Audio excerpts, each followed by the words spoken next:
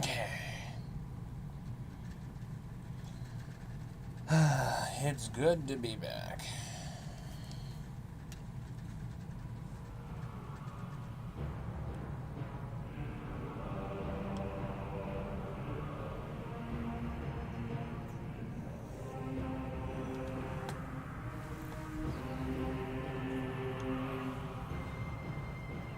Just let this run for a minute.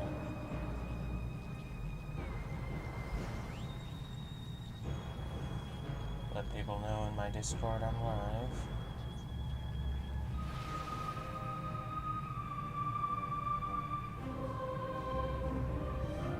Those of you who know, I do have a Discord.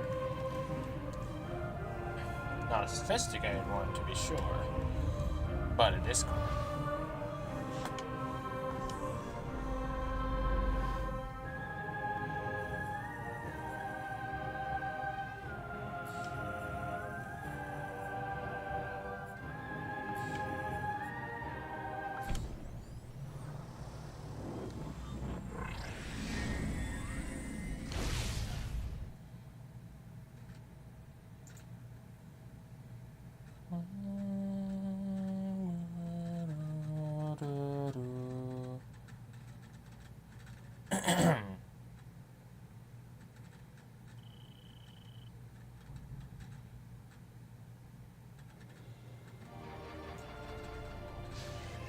It's a little loud. Try and change that. Well, hey, what's going on, everyone? This is Yakaraj here. Welcome back to Metroid Prime 2 Echoes. I'm gonna try and fight Quadraxis in this one.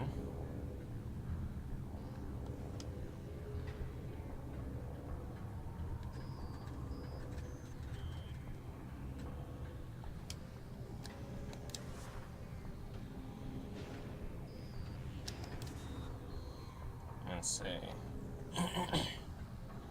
It's been a hot minute, so I'm trying to get my groove going.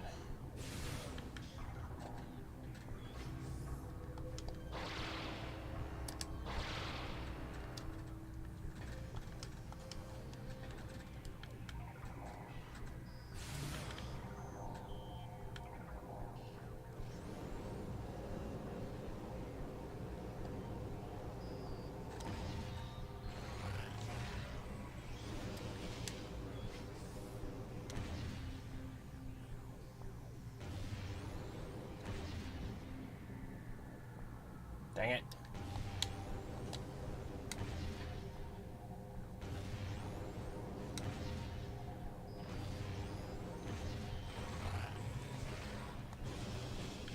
Wow, that is a lot of ammo wasted. Oh well. It is what it is.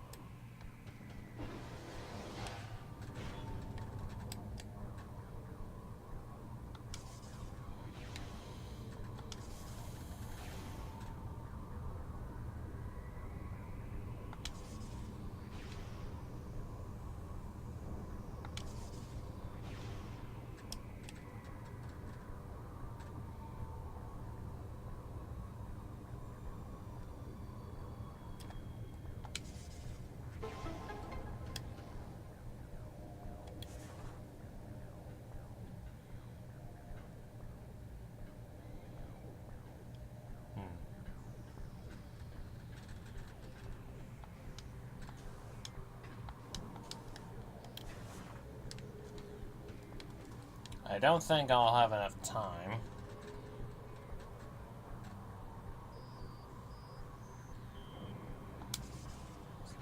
Timmy, Willie, the field mouse. I'm not familiar with that, I don't think.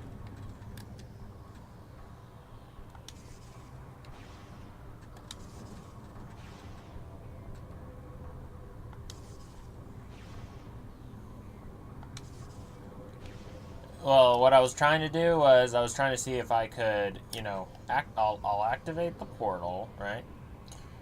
And then I'll quickly go through this so that once I get the beam ammo expansion, I get the beam ammo expansion, and then I'll just roll right into the portal, but I don't think there's enough time for that.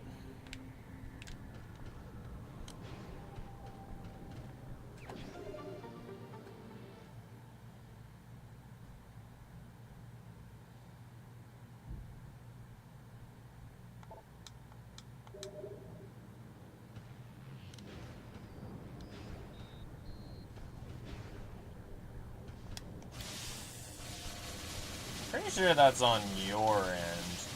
Also, I'm stuck. Sounds fine on my end, but...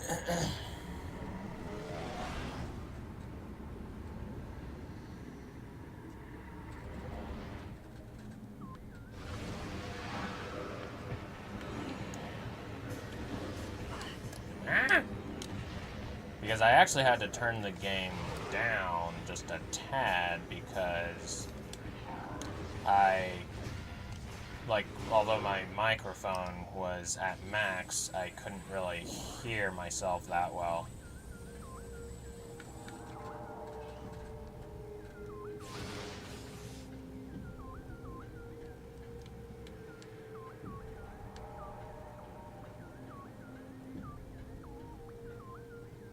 Ah! I look away from the... I look away for a second because I went to the stream. Wait, isn't this the... Oh, no, it's not.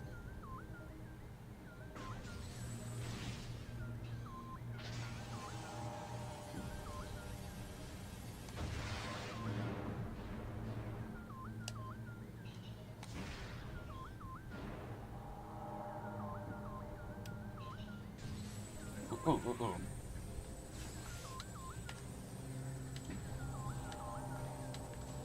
Oh wait, of course I can just stream this. Go over there.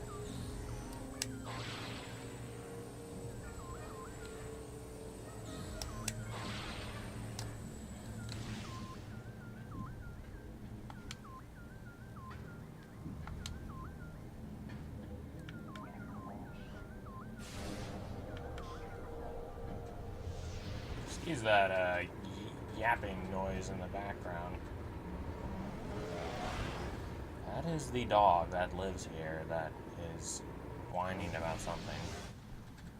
What? I don't know. But he's an awfully whiny fellow, so, you know, it could be nothing at all.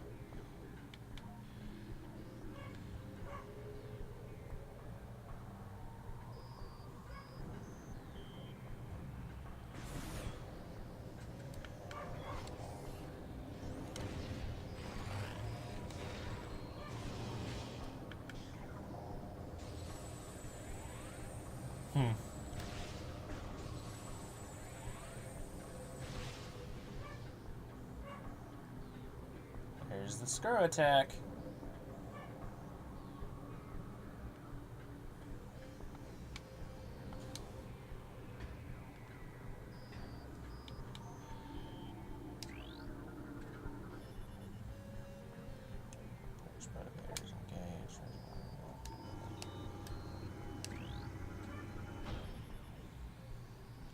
Structural analysis. This is a Luminoth vault chamber. Vault is composed of numerous super alloys, all of Luminoth origin. No known weapon systems can destroy the structure.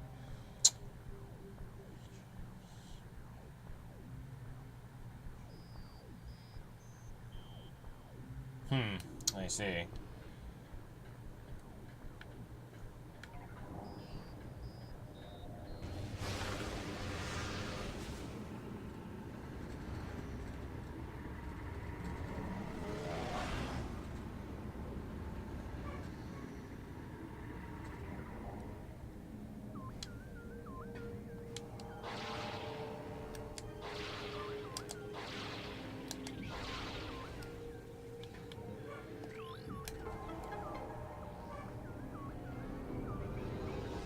think Beatrix is just like an alternate form of the name Beatrice.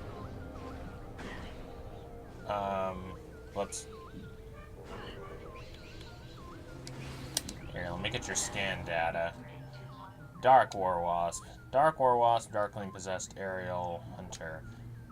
Sturdy insect gains strength from ink possession. It retains the ability to fire blasts of energy.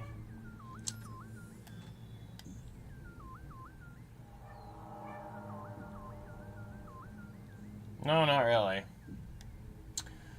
Vicious and swift, the War Wasp is a prime target for young ing eager to join the war effort. They appreciate the flying speed and numerous attacks the insect possesses. If they prove their mettle in the War Wasp, these ing often graduate to the control of larger, deadlier creatures.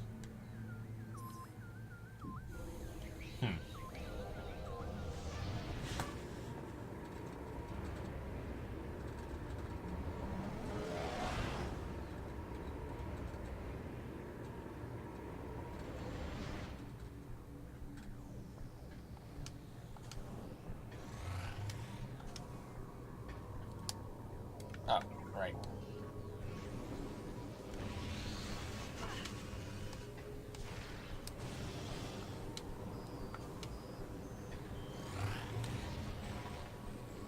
Just because I'm gonna deal with these guys before I worry about the spinners. Ah! Shoot.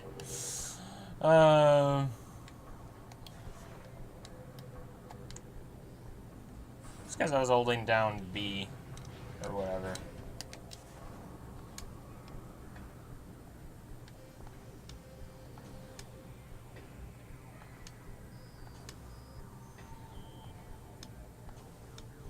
But what I was gonna say was, like, I think Beatrix is just an alternate form of the name Beatrice. But specifically that variant I've only heard in sinister connotations. Like there's Beatrix from Harry Potter, and then there's Beatrix Conkling in from the Titanic game. I mean, it sounds kind of sinister, doesn't it? Dang it.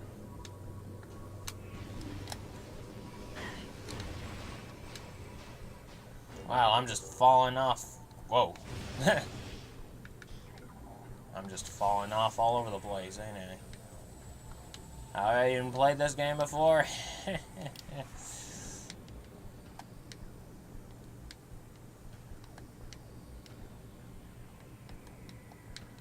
What the? What? What in the world is going on? What is wrong with me today, anyway?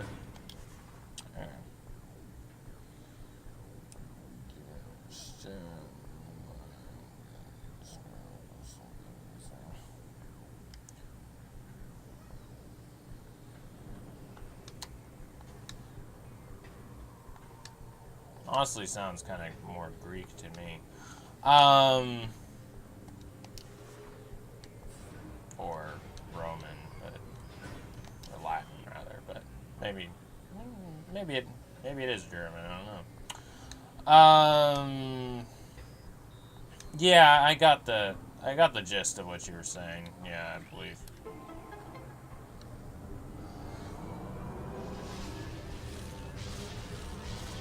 All right. By all means.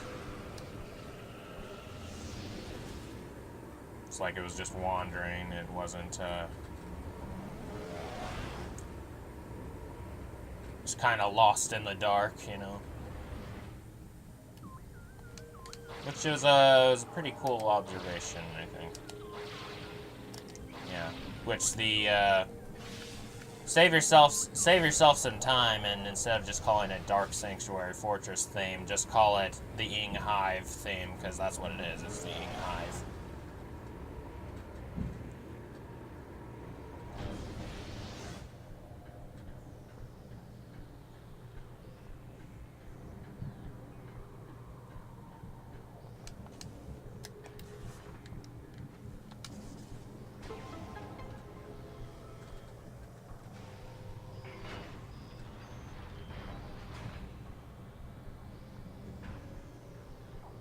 Hmm.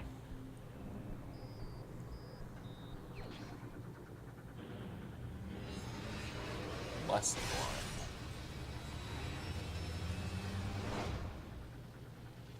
Ah, yes. Like the word beatitude. Blessed. Blessed are. Blessed. Okay.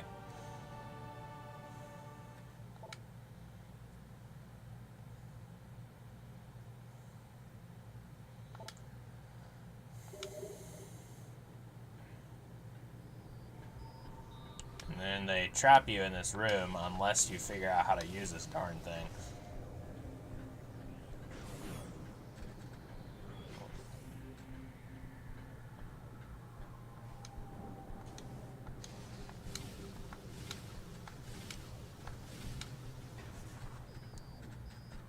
Which, it was kind of like when I first got the screw attack. Um...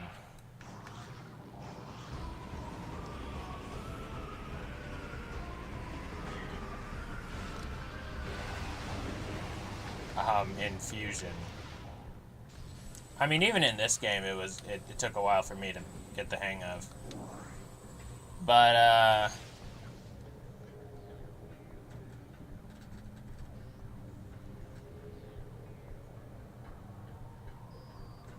all right, I'm supposed to go this way. But in Fusion in particular, I was like, I don't know how to use this. And, I was playing it on my cousin's DS. The same cousin, whose wedding I just came back from.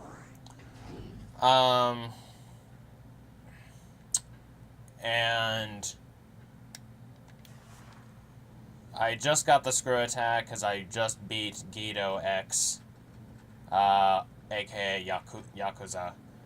And, I was having such a difficult time trying to do it right.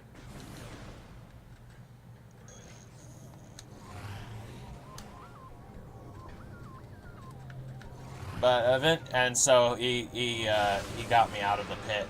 It was the same sort of thing. They trap you in a room in Fusion once you get the screw attack, until you figure out how to use it.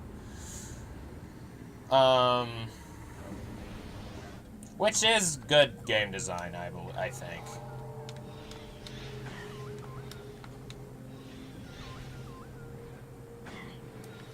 Oh, perfect. I'm gonna try and get me some.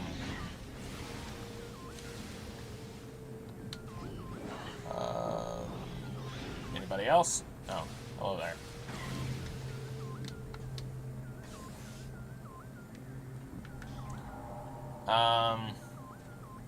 Yeah, eventually I was able to do it by myself, but for a while I'm just like, I don't know how to use this.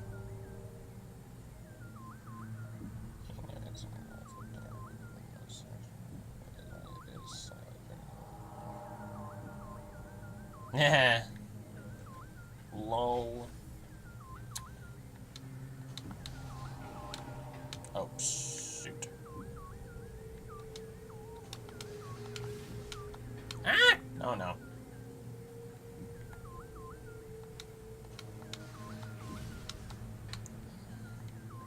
Okay. Also, this was an interesting solution to the, like, you know, the game is in first person the whole time, pretty much, except when you're in a morph ball, the morph ball. So then they're like, okay, well, we'll do something similar to, like, the morph ball in that it's now going to be in third person whenever you're doing the screw attack.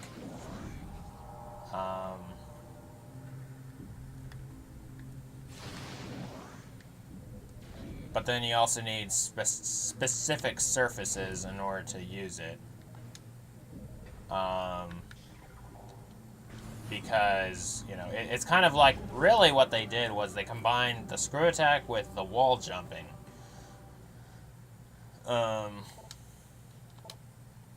Which is, you know, it's neat.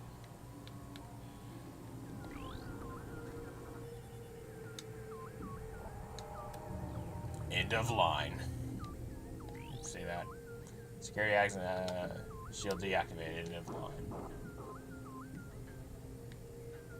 Which I'm pretty sure I shared this, my previous walkthrough on this channel.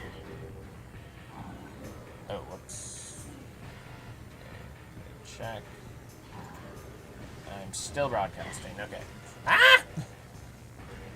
You jerkwad. I was checking to see if I was, you know.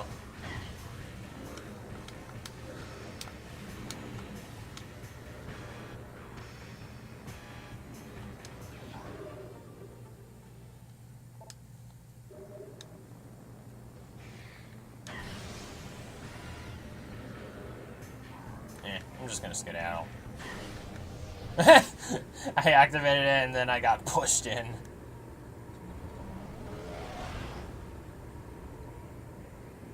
Yeah, for real. Like, imagine they don't actually put it into... They don't put it in third person. They, just... you know...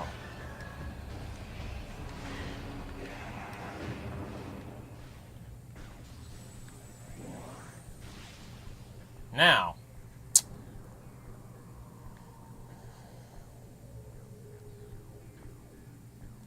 Here's the burning question. Do I want to just get the sunburst first and then fight Quadraxis? What time is it?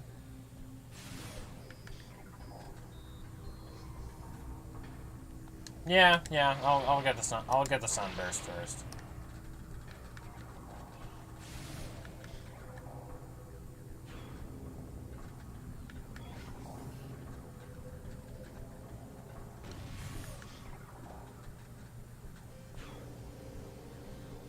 Oh, yeah.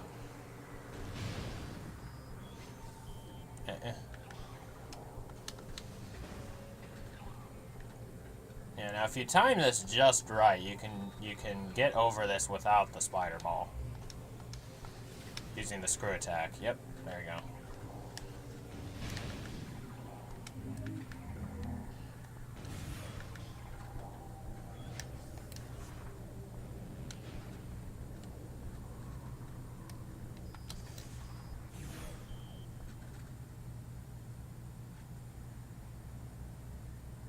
I'm being...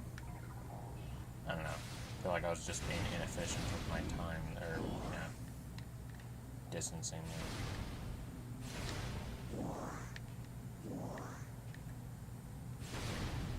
Oh well. With this route, I'll end up getting, like, a power bomb expansion anyway, so...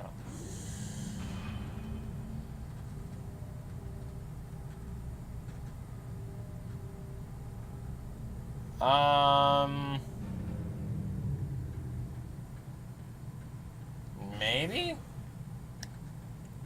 I know there's Starburst the candy, and then there's Sun-Kissed, I think, which is the soda. Here, boyo. Open wide. Anyway,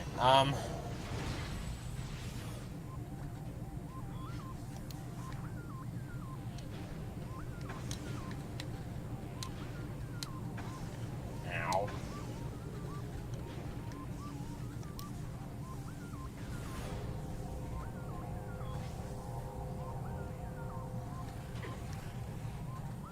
There. Oh, wrong way.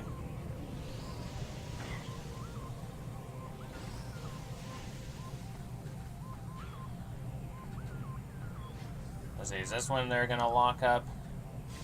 Yep, here we go.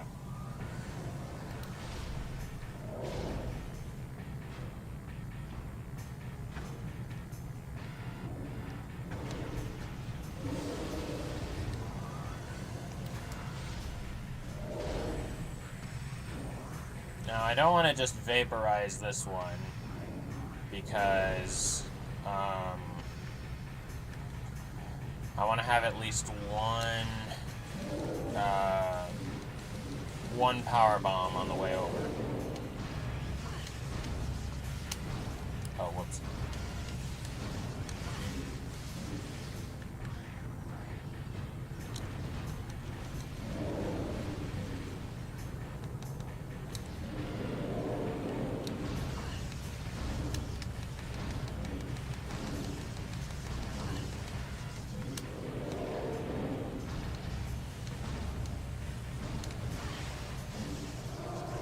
Nice.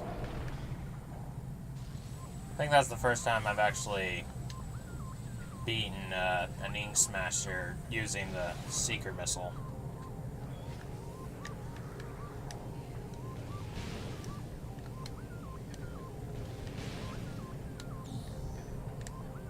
Oh, yeah, I could have just gone to refill. But whatever. Better safe than sorry in some cases, you know.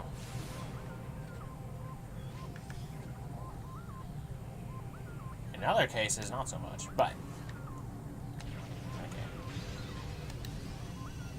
Besides, I don't remember how many power bombs are actually required for this. I didn't actually step into the hologram.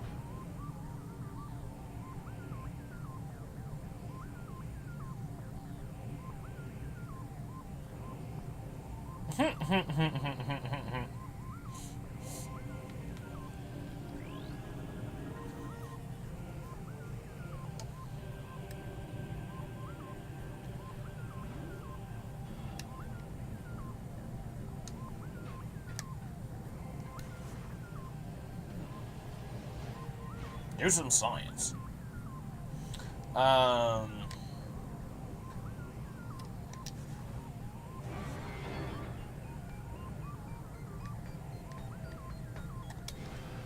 whoops. Wrong button. Again.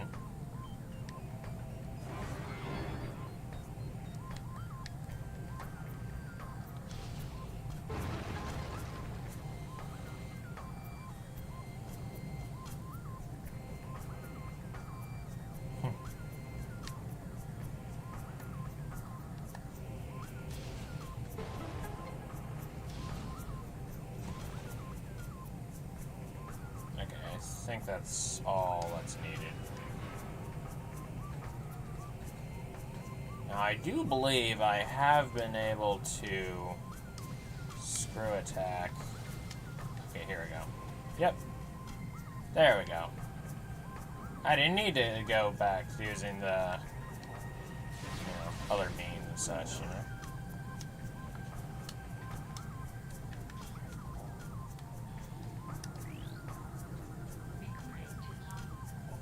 Torvis Falls. The Ying turned their focus on the Torvis Bog next, sending a vast force to lay siege to the temple there. Thousands upon thousands of Ying were destroyed by our warriors, yet they kept coming until there was no Luminoth alive to offer resistance in Torvis. On that day, the energy of Torvis was taken to dark aether, and our hopes for survival grew dim. Yup.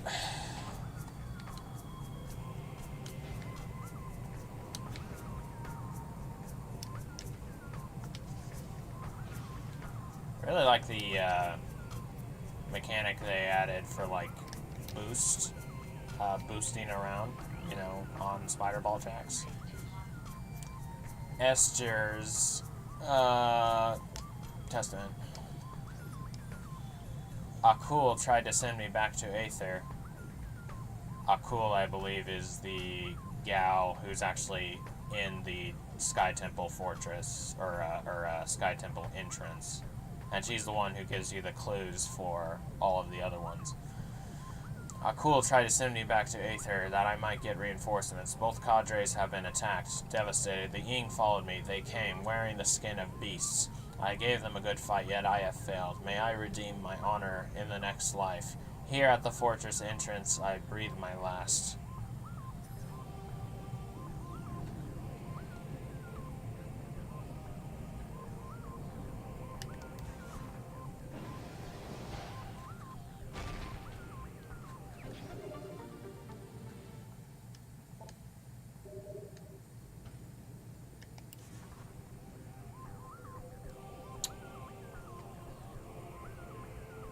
Now,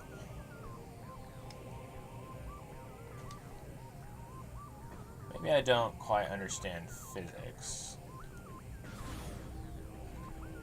but could it be argued or possible that if you're rotating at such a high velocity, like screw attack.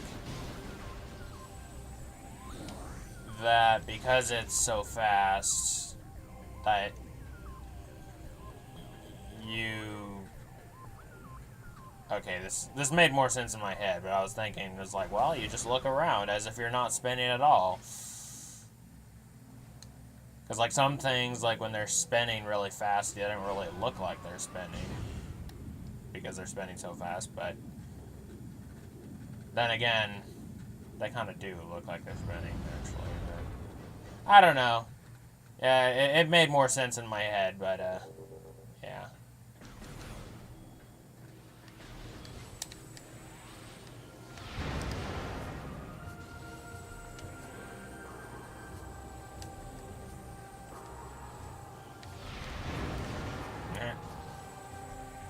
Time to just drive.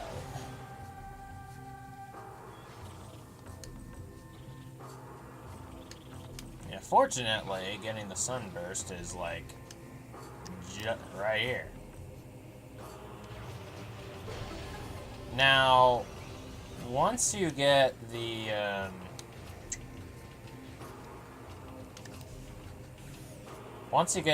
screw attack, you don't need to go get it through the other way, namely over there. But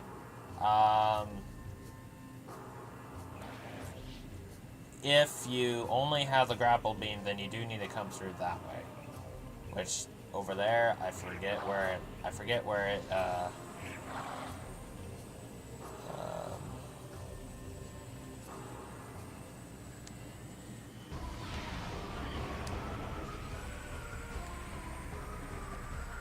I think that way goes back to Sanctuary, which if that's the case, that's perfect.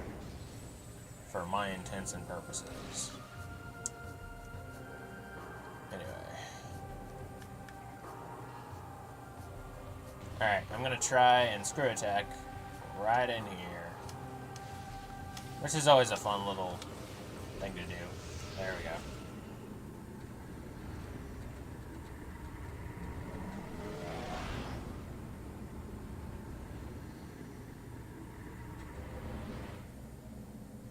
Yeah, I mean, it's also like, you know, you have to ask the question, well, how is it that Samus is able to see where she's going in Morph Ball mode? I mean, maybe she's got, like, you know, sort of, like, 360 vision or something just all around her suit or something. I don't know. But only when she's, like, in those other states or something.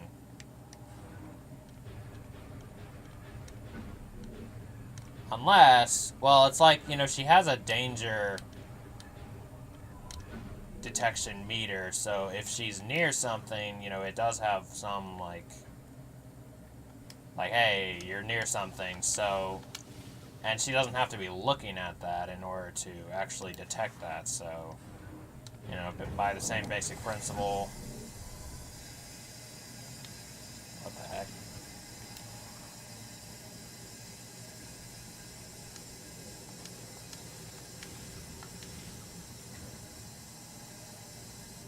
I don't know what that noise was, but whatever.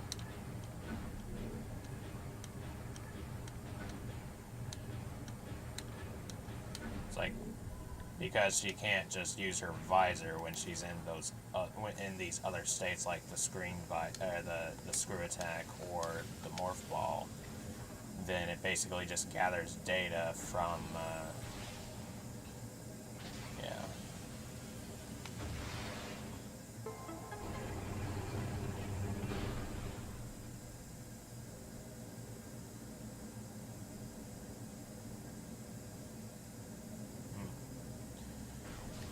3P meaning... Oh, third perspective? Okay. Or third person, I guess.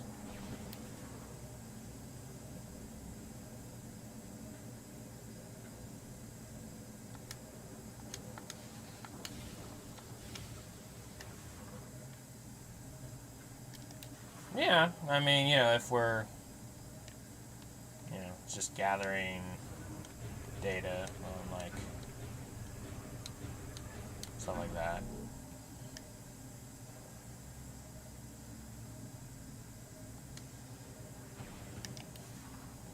Which then raises the question, it's like, okay, well, does that mean that every cutscene is actually, like, she's just viewing herself from third person? uh,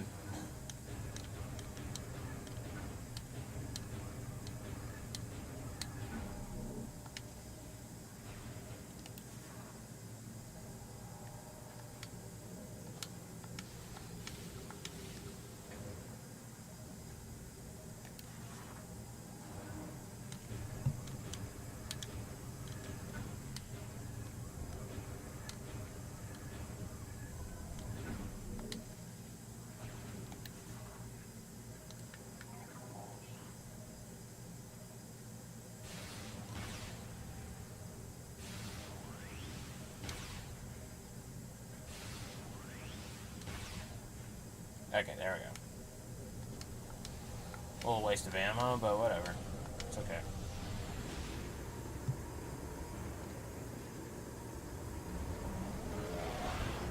The sound is, I think, coming from that pipe that's just over my head.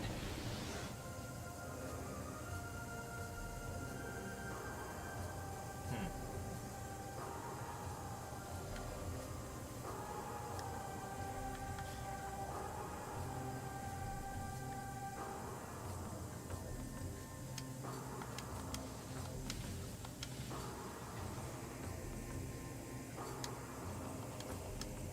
Oh, what?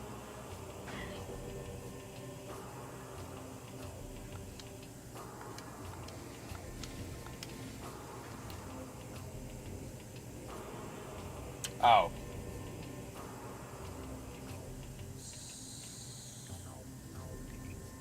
Oh no! Oh no! I forgot to. I forgot to destroy the thingies.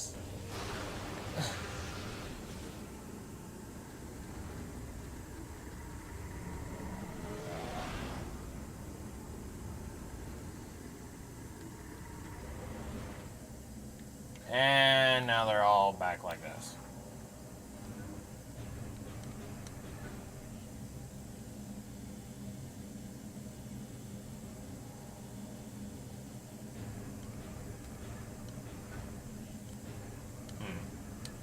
Well, at least it's not like what my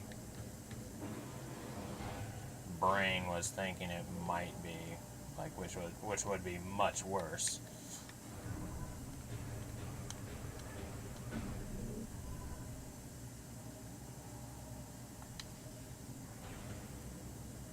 Um, sure, in a little bit, I suppose.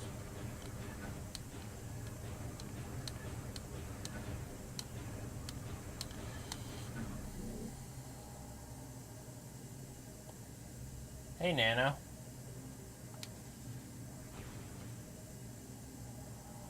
Oh, not too much. Just getting the sunburst before I fight Quadraxis, and there's some weird noise coming from a pipe that's just over me. Did you slightly change your, Did you slightly change your, name? Because I don't remember those lines there. It might be a glitch on my end, I don't know. Okay, just calm down.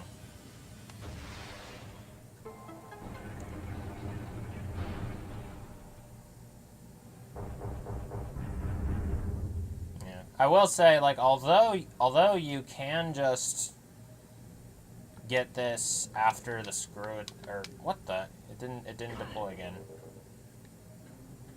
Um, I, I will say, although you only actually just need the grapple beam and the power bombs in order to do this, I will say having the screw attack makes it so much nicer because you don't have to go all the way around if you have to go backwards. You can just turn around.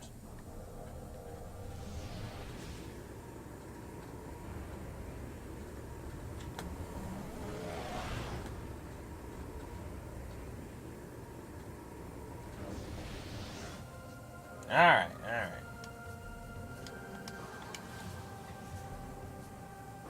And you can just hop on this little platform, too.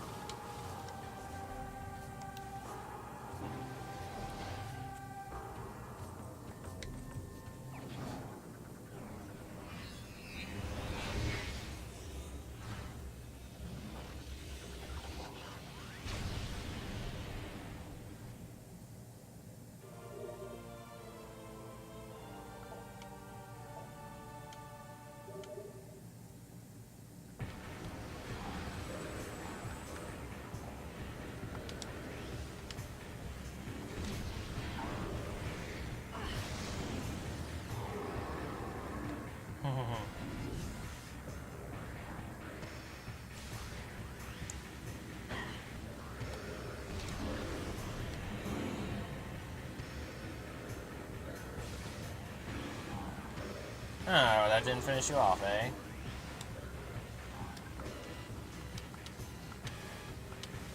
It's, awfully...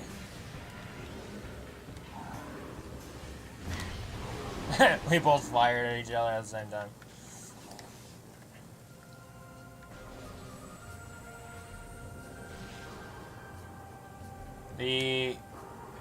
Yeah. The great irony about, you know, it's like, hey, it's like, here's some new, enemies for you to attack with the sunburst.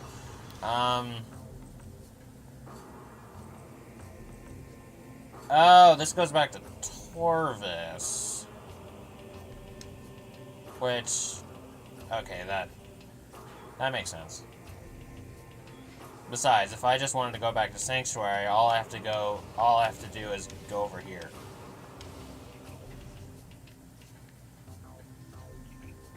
Duh.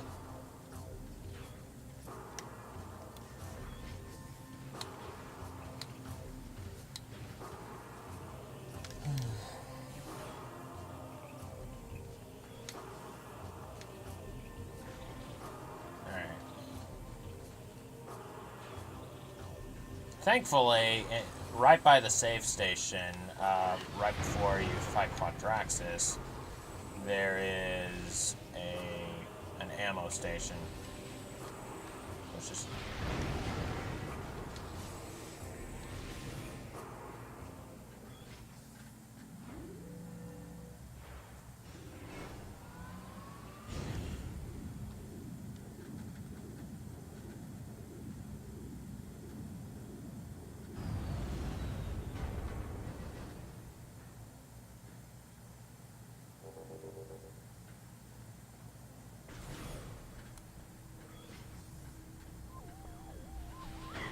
Oh, right. It's only me.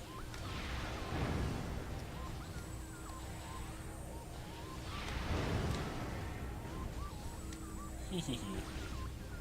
That's always fun. Like, you're locked onto something, but then you just fire this way, and it, like, curves around whatever is in front of you. So that you're still in cover, but you can still hit the thing.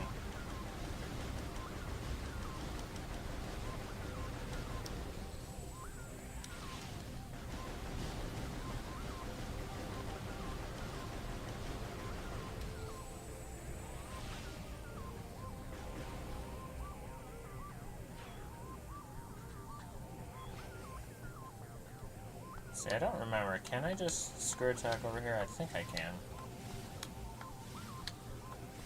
I do know, yeah, I do know there's, like, it can be a bit tricky.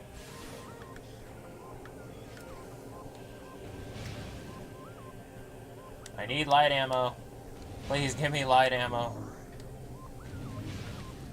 Okay, thank you. Oh, shoots caboodle. Oh, you, huh?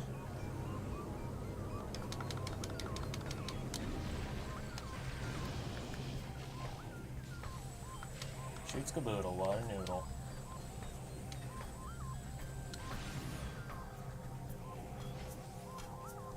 Now there is the map over there, but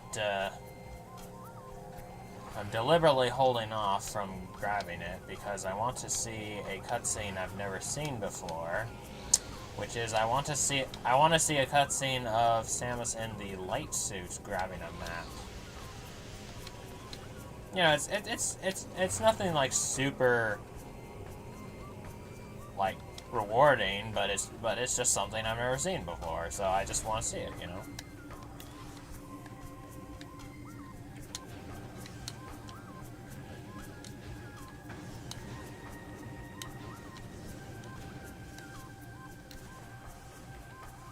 Just like, I want to make sure that once I get the Annihilator Beam, I don't go straight to Umos. Because I want to destroy a Lightbringer with the Annihilator Beam, because I've never been able to do that before. Because usually, what I'll do right after I get the Annihilator Beam is I just go to Umos and I get the Light Suit. But then once you get the Light Suit, then the Lightbringers don't show up anymore. So, yeah.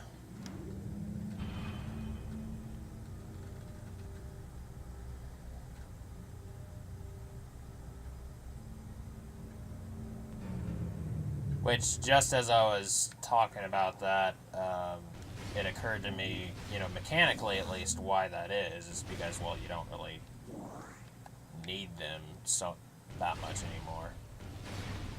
Even though it'd be great, because, like, you know, you still, you know, regenerate your health and stuff when you're in the light areas.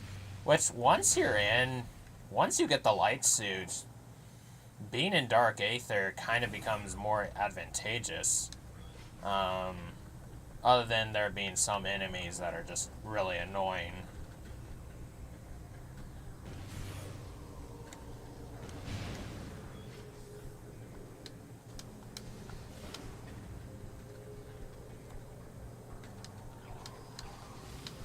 Aha, there we go.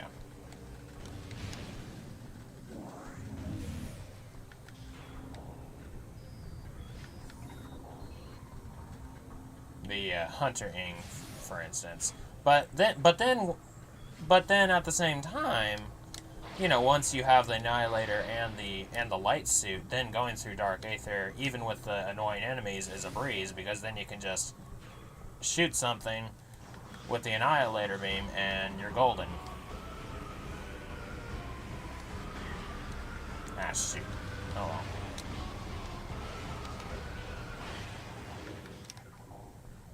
Oh, nice, a splash freeze.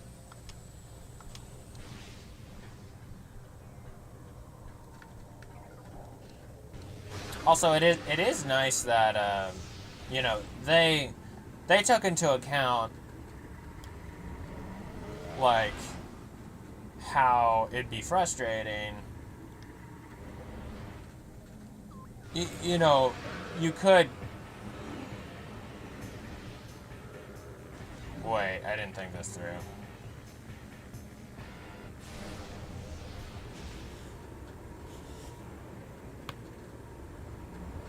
Right. Okay. I was like, wait, how do I get to the Ying Hive temple?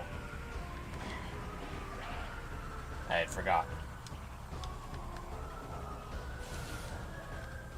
It wouldn't be the first time I forgot.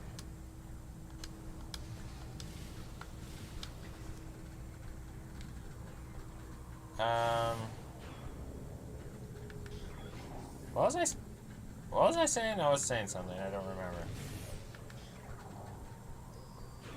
But, what I was thinking just now was that, you know, something that's sad about the use of the grapple beam in this game is that, it's almost, like, totally... It's almost made entirely obsolete in this game once you get the screw attack. The one instance I can think of in which you'd want to use the grapple beam is, say you get in a large room that have a bunch of dark prees or something, or some other flying object, and you want to go across, and you can with the grapple beam, or you can with the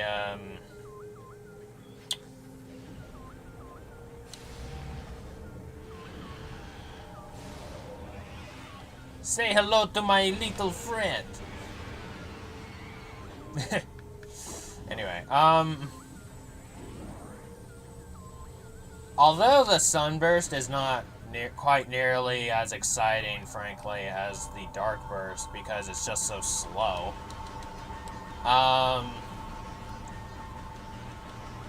When you do land a hit like that, it is just very like, that was fun.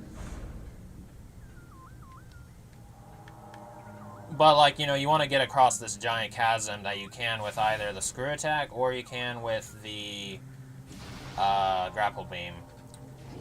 But those objects that were flying around that you need health and you need ammo or something, well, then it would be advantageous to do it with the grapple beam instead.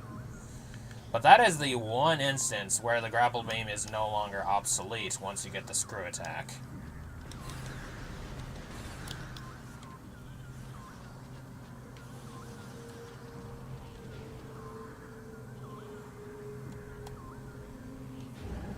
Oh, yes, thank you. They took into account how frustrating it would be if you were, like, you had to go back to light aether or you had to go to dark aether, but you were out of ammo.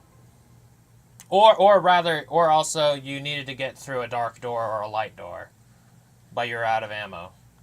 So they took that into account, so it's like so then they're like, okay, so this is how it's going to work, all right? You have to, so once you're out, you can still fire a shot, but for the power of just a normal shot, you have to,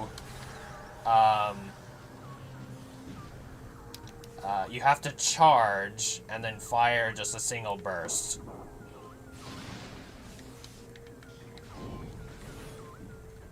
Oh wait, hang on. Order of operations. Ah!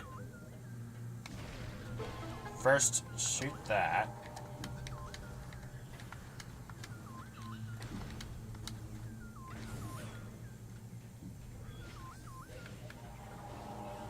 Then I'm gonna be right next to, oh, wrong button. Oh, shoot.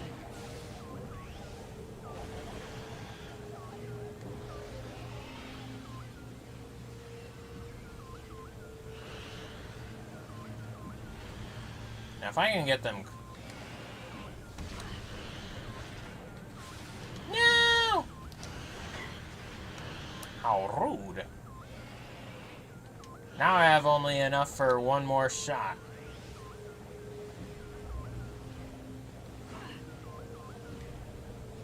Wait a minute. No, I don't.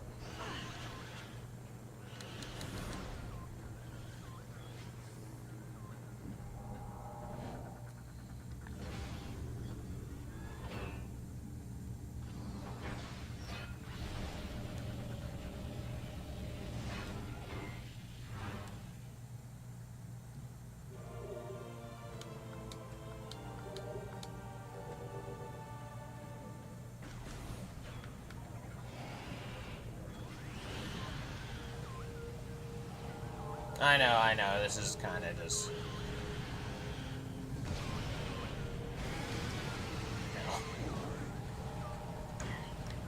being, I suppose you could say, petty. But you know what? When you're able to land a shot like that, it is fun.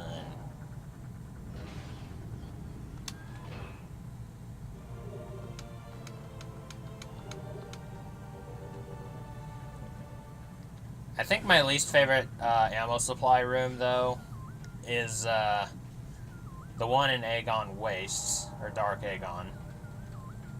Oh yeah, that's another reason. Being in Dark Aether, once you get the light suit and the Annihilator beam, being in Dark Aether is advantageous because of the ammo stations.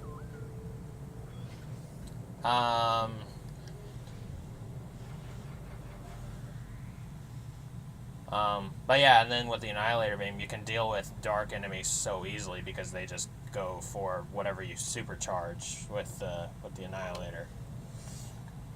Anyway, before I continue, I'm going to take a quick bathroom break, so I'll be right back.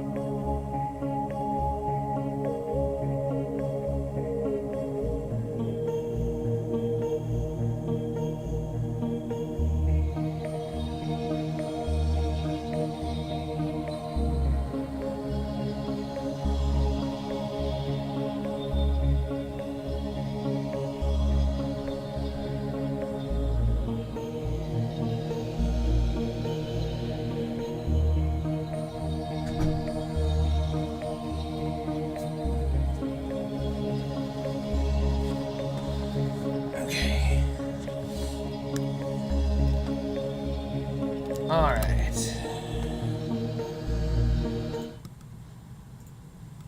Sorry about that. Now, enough of keeping people waiting. Let us go fight.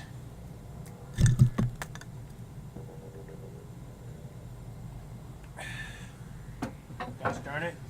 My coffee cup was stuck to the coaster it was on.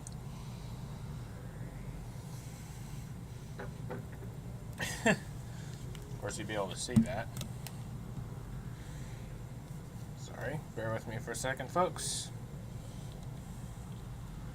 Anyway, let's go face the favorite boss of many in all of Metroid.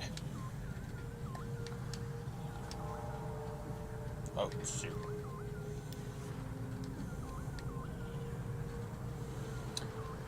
I'm terrible with favorites, personally. Because I'm like, oh, I really like this one. Or I'm like, oh, but this one is also really good. And, like, you know, that sort of thing. So, like, I'll definitely say Quadraxis is one of my very favorites.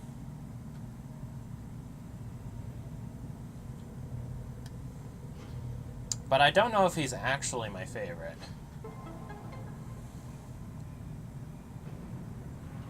These days, though, if you ask me, like, what is my favorite,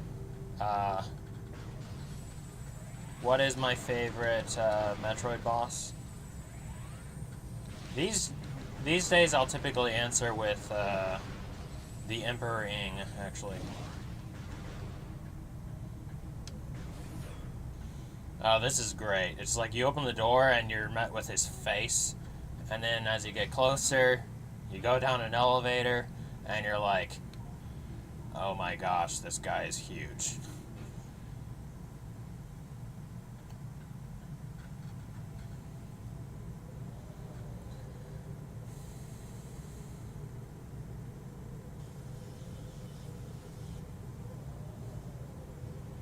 In the words of Brian Walker, we were making Shadow of the Colossus before Shadow of the Colossus.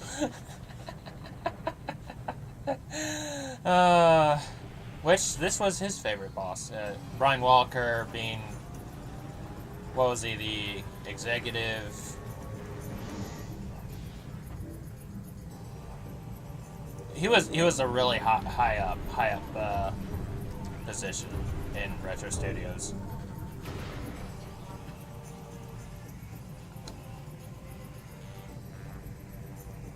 Rogue Quadraxis Rogue High Security Drone. Hang on. Let me turn the game up just a hair.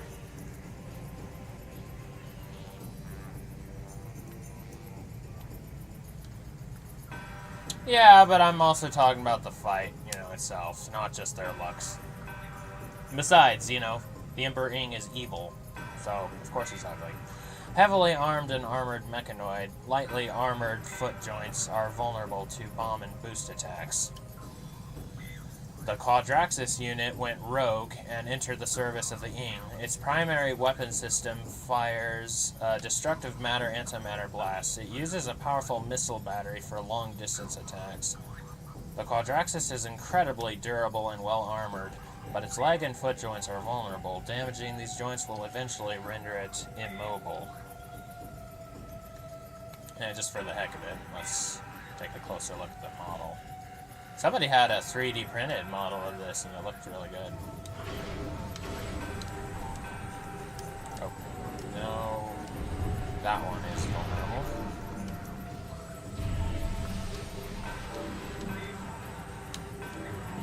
Another contender for my favorite boss is Rundus, actually. Partly, thematically at least, it's like the saddest fight in Metroid, arguably. Arguably, Gore's fight is actually sadder, but like the music itself doesn't really convey that. And also Rundus' battle music, speaking of which, is just really awesome.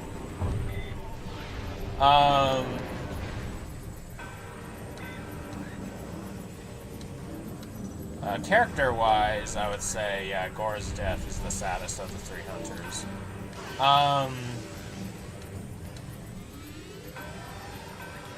Yay!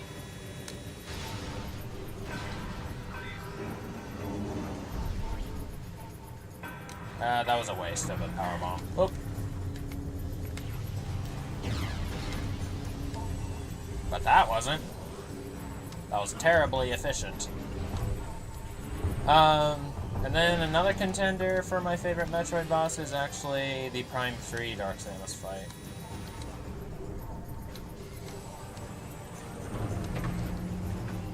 Yay! What? Did I just drop another bomb? I didn't mean to do that.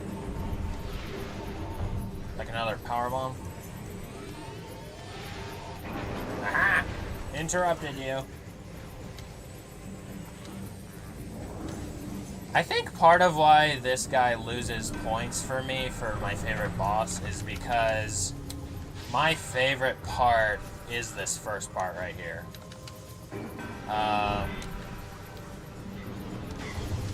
But then it kind of, it's kind of over too soon,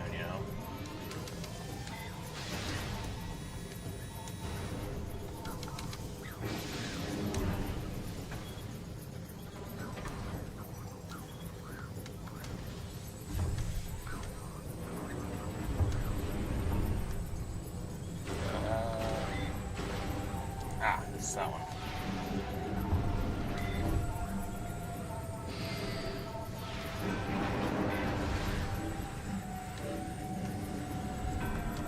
Whereas for me, the Emperor Ing, like, the best part is the second phase. Like, it's definitely the most exciting.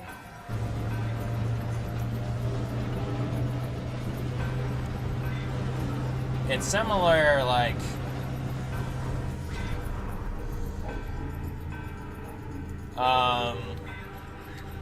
Similarly,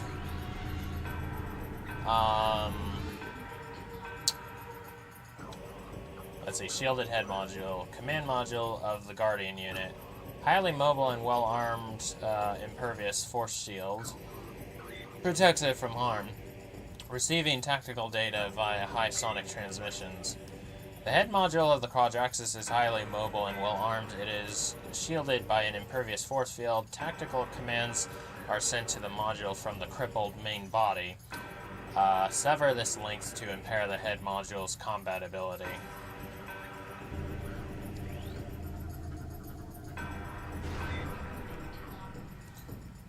New creatures, entry has been downloaded. Damaged Quadraxis, dedicated sentry building unit. Main body rendered immobile, sonic tactical data burst detected, destroy transmitter to disrupt operations. Though the main body is disabled, the tactical control unit within it is still active. It will guide the head module in battle via high sonic transmissions. Disabling this module will impair the head module's ability to fight.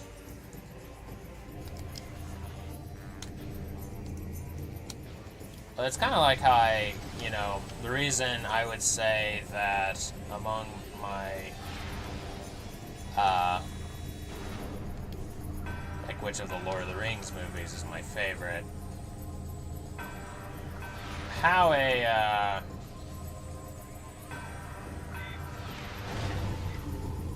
aha, okay. Yes, you don't actually need the sonic or the echo visor in order to hit the transmitter.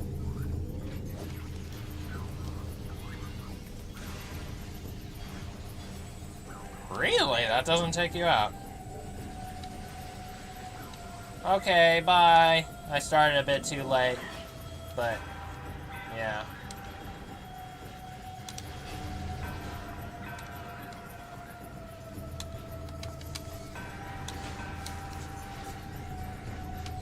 Thanks for popping by.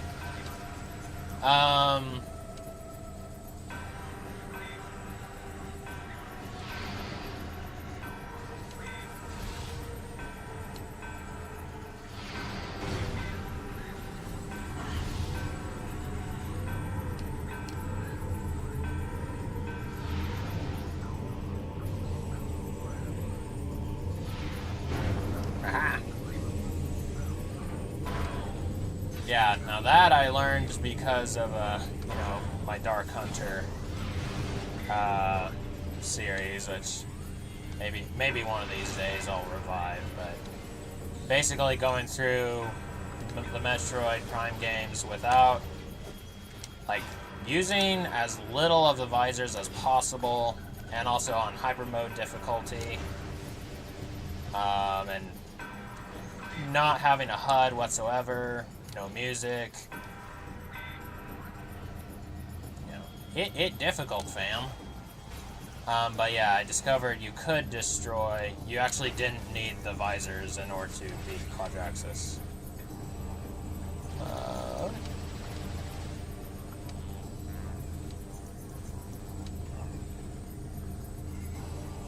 Yeah, kinda. Oh.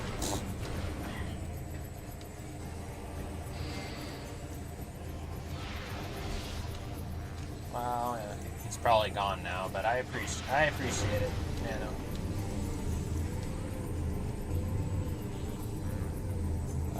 it's the back one, okay, yeah. Shoot. Alright, you know what? Killed too much time. Ooh, okay. Yeah, oddly enough, its fighting intelligence is not really in its brain. Oh shoot! I missed a scan data, which was when its shield was down. Oh well. Final head module. Tactical ability reduced. Unit now vulnerable. Link to main body severed. 2 weak points detected. Target them with concussive blast to damage the unit. Now I will say how they use all the different parts is really cool. I do love it, and also just the final part of this, you know. Module has lost its tactical link to the body. 2 points of structural weakness. Weakness has been located on its hull. Morph ball bombs can cause damage to these areas. Scans indicate that the spider ball can attach to the module's outer hull.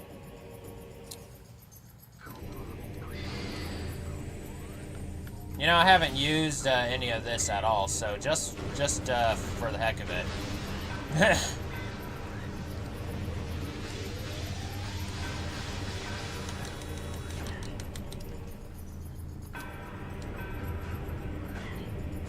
Ow. Right, just verifying, yeah.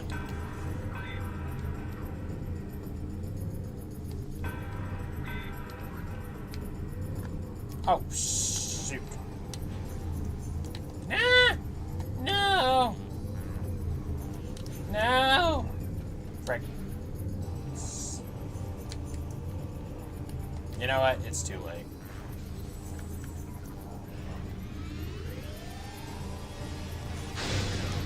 It's like...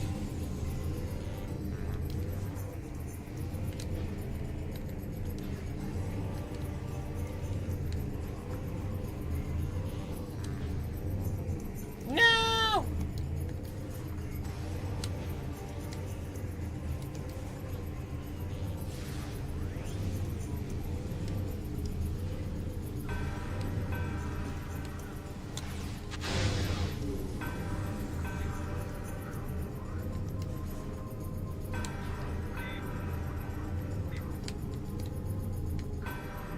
Okay. It's too late.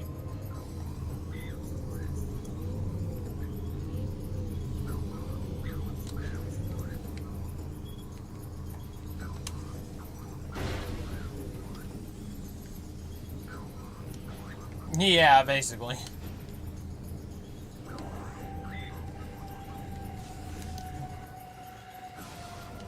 Alright, where are you? There you are.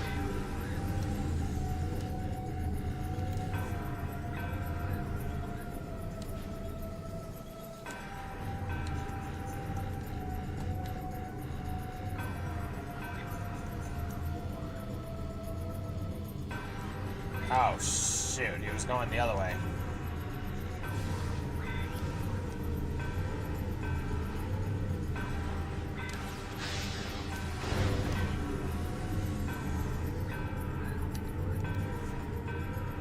Okay, this time he's actually going. Ah! No!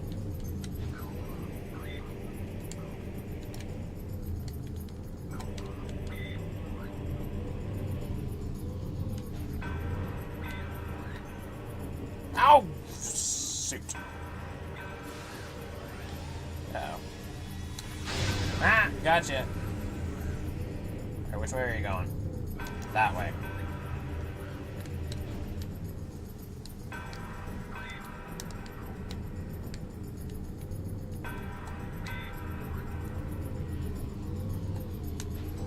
Which way did he go? Which way did he go? Here I am! Finish him!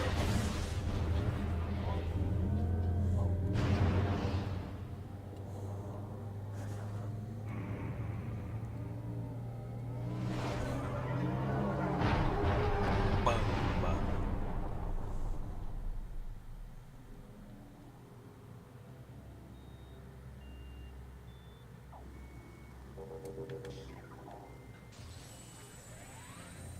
And then, like, I just happen to not have enough health left or something, and, you know, Dark Aether's atmosphere kills me.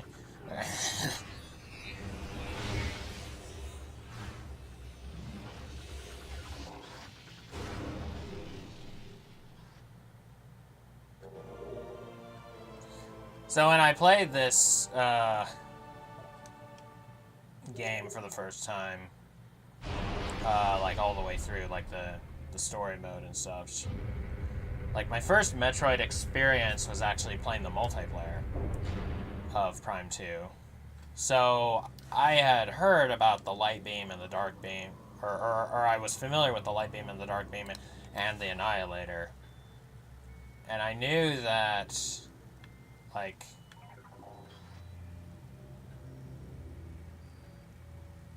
I remembered the names, and I'm like, oh, the Annihilator is the powerful one, you know, that's the really good one.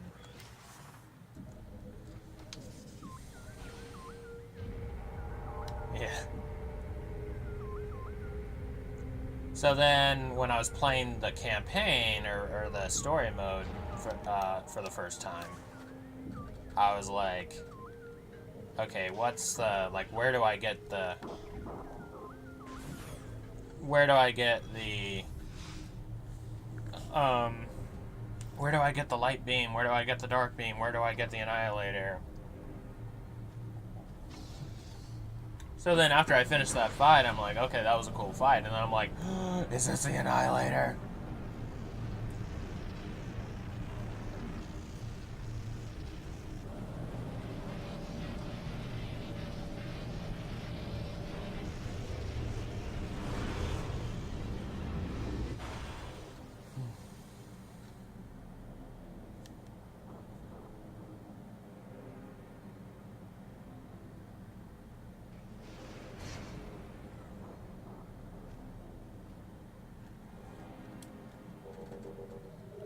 Okay.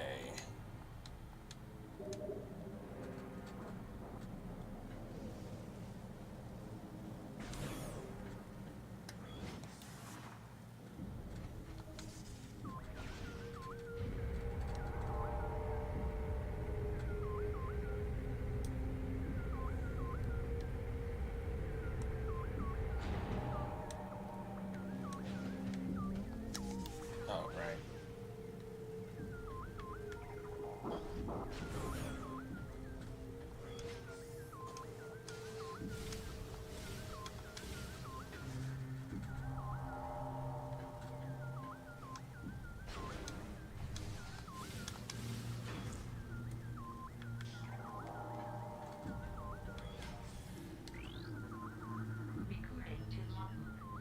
Storm.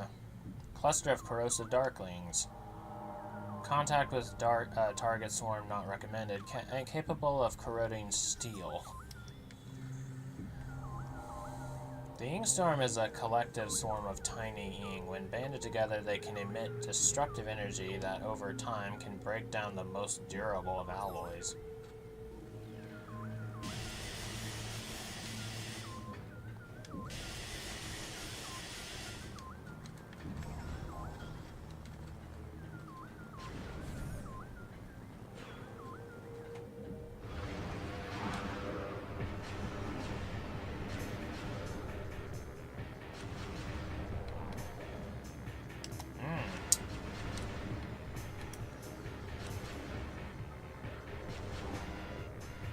Ah, yeah. You don't even need the dark visor for them to hit.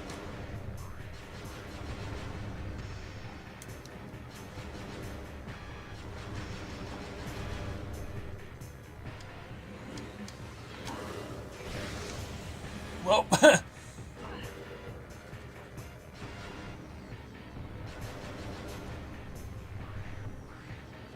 So that's neat. I do like how it's like, you know, it's like, you know, it shows you the homing property of the Annihilator very early on. Oh, doggone it.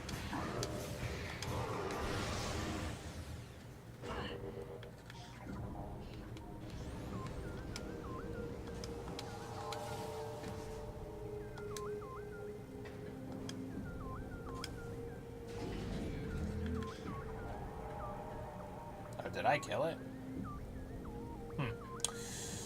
Anyway,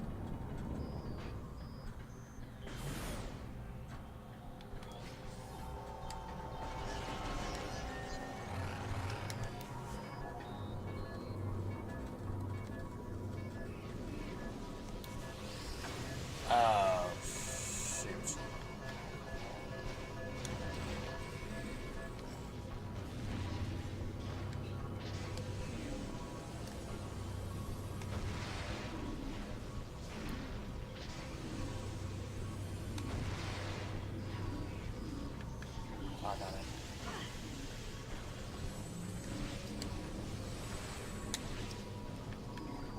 Huh, I just realized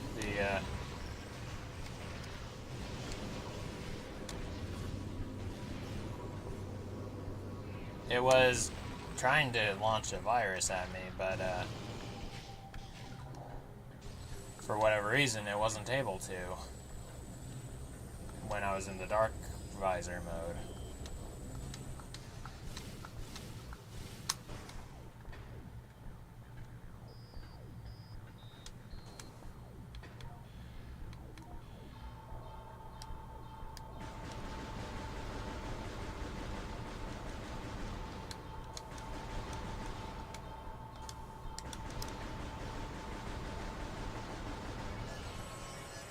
Oh, wait, I got it.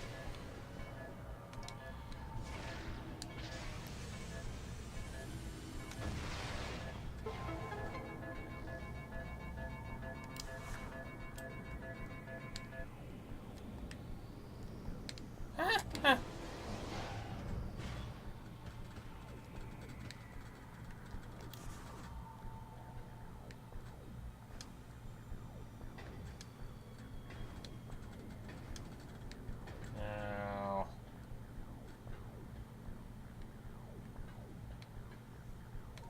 Oh wait, I didn't even need to do that in order to. Oh, silly me.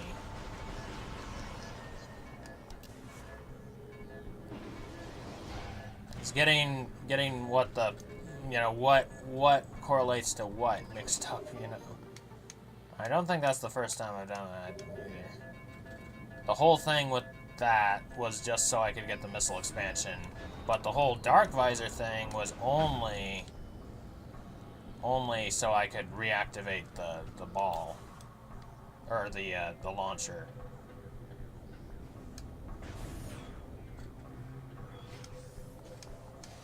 So you can see they were trying to build another Quadraxis unit.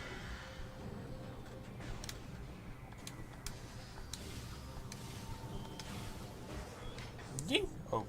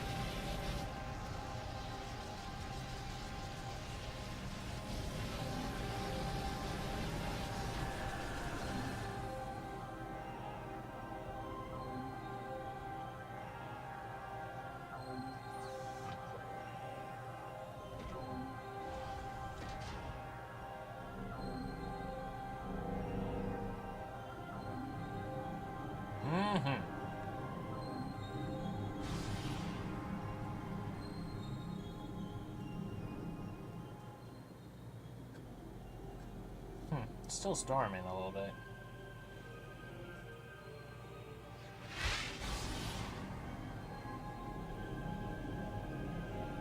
Now all three.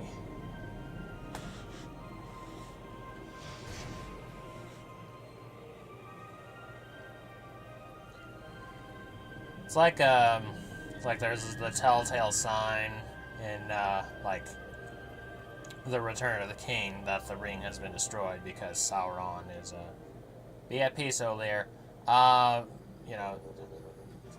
Sauron is curse blows and stuff, and Barad-dûr just like collapses entirely. It's like similarly, Umos knows that Samus got the job done because the light shows up and stuff. Which, speaking of which, it was something I was saying earlier was, like, I mentioned Lord of the Rings. how a movie or story begins and ends is very important to me. Um,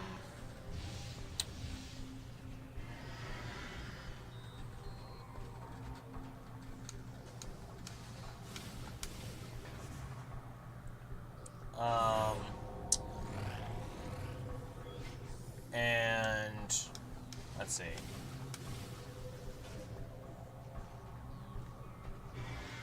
So that's part of why, like, the Fellowship of the Ring, I think, is my favorite of the Lord of the Rings movies because of it, both its opening and its ending. It's like, sure, the Fellowship of the Ring does end with a cliffhanger, but you're still left with this sort of sense of hope, like, oh, Merry and Pippin are,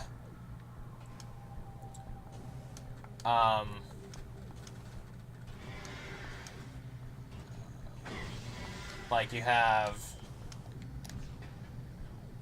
It's like, yeah, Merry and Pippin got captured by the Uruk-hai, but you're like, okay, they're probably going to be fine because Aragorn and Legolas and Gimli are going to go after them. And then Sam and Frodo are like, Frodo's like, hope the others will be alright, and Sam's like, Strider will look after them, and then he's like, I guess we'll never see them again, and Sam is like, we may yet, Mr. Frodo, we may. It's like, Sam, I'm glad you're with me. So it's like, it gives you this sense of hope at the end. It's like, yeah, sure, they're headed to Mordor and stuff, but, I'm sure it'll be fine. And also, the Fellowship of the Ring has a killer opening. Just really awesome.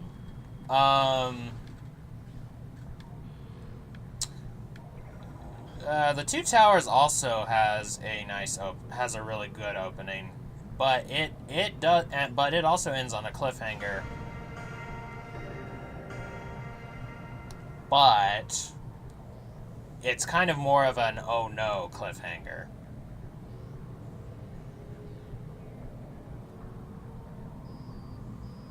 Okay, this is going to be tricky.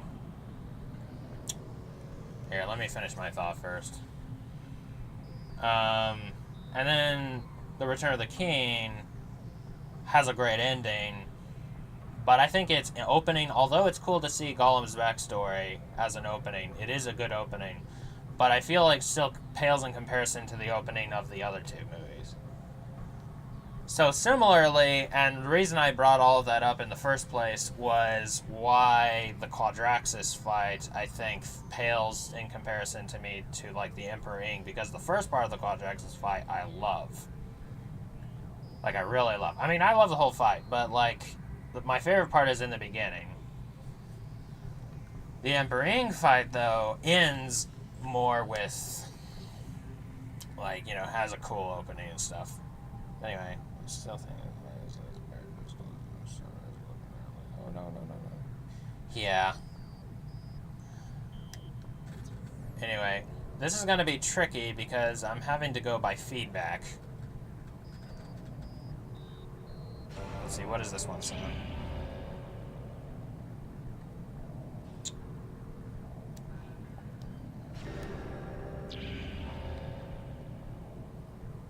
Okay, wait a minute. Or I can just go by...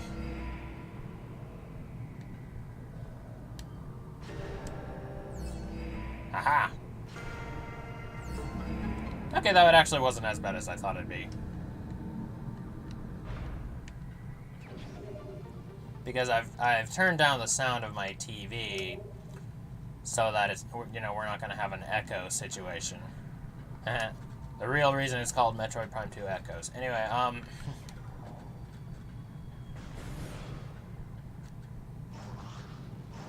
now, where is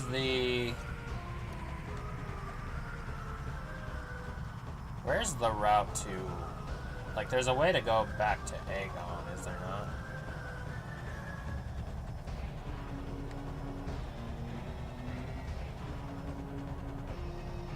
Ah, there it is. Hall of Combat Mastery. Right, I never went this way for some reason. Alright. Oh. Doggone it.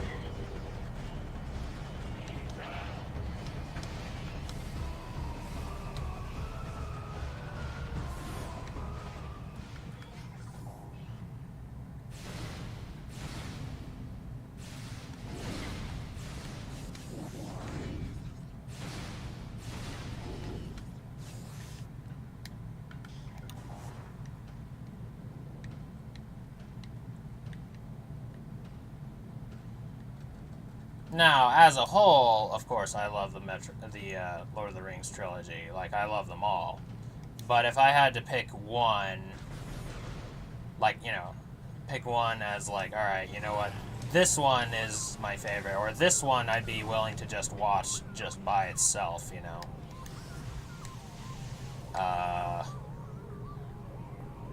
My answer, I think, would be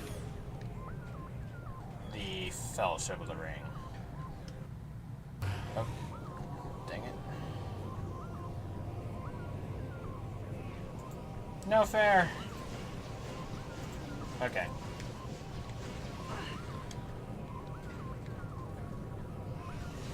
You know, I could have actually just paused my game, but, you know. Ain't nobody got time for that. Anyway.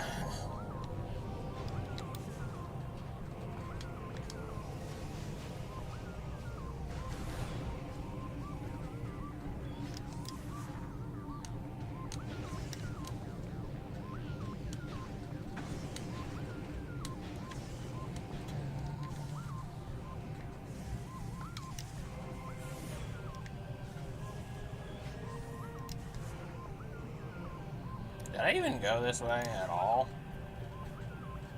No, I didn't.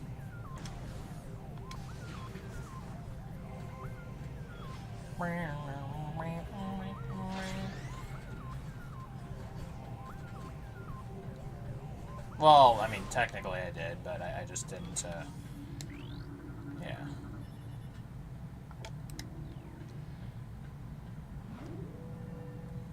Alright, before I continue, I'm gonna take another break. I know. 2-in-1 video. Shameful, ain't it?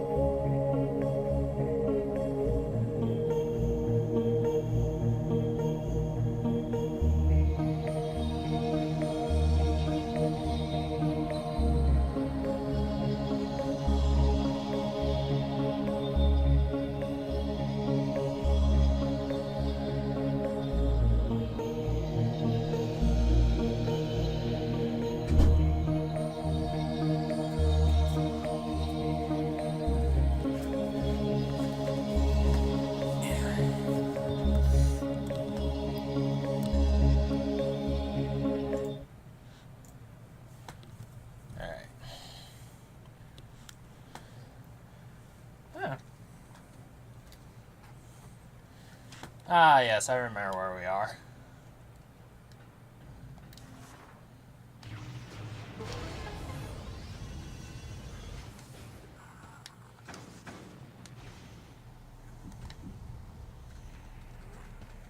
This is the light route. Except I think I need... Or do I?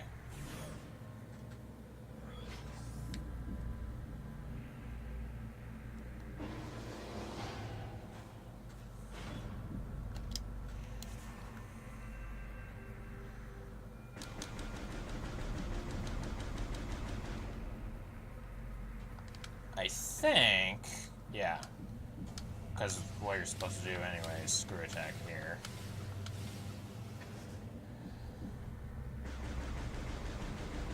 I think maybe I'll be able to get some Bendezi, or a power bomb.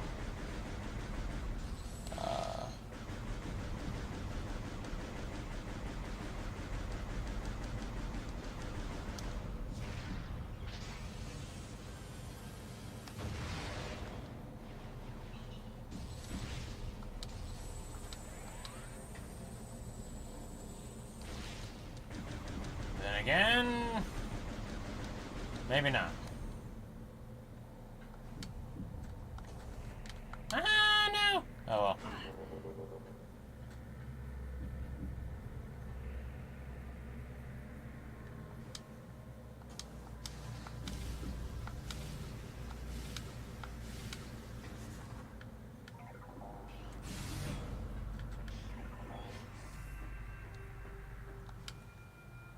Alright, War Waspy mon amis, can you, aha, thank you.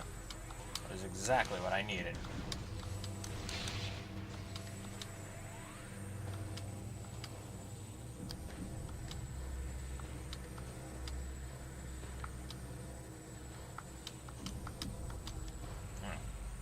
Great, I'm gonna lose it. Because I took too long.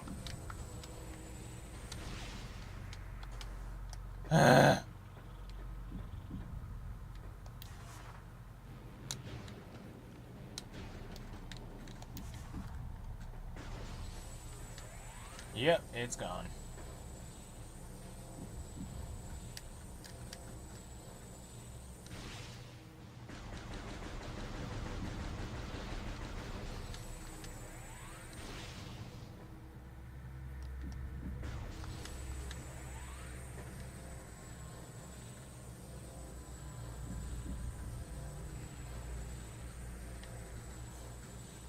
Why are you hiding back there? What is your problem?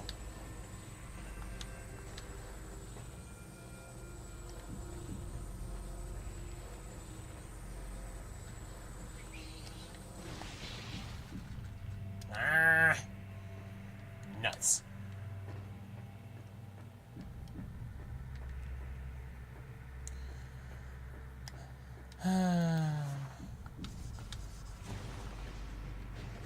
That's really annoying. Wait, I think this leads to the... That's the temple. That's the temple. Okay.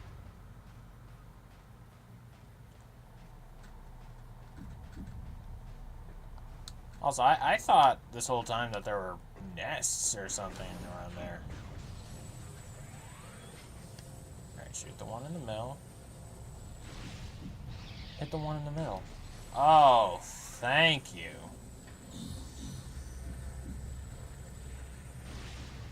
Basically got 3 for the price of 1 there.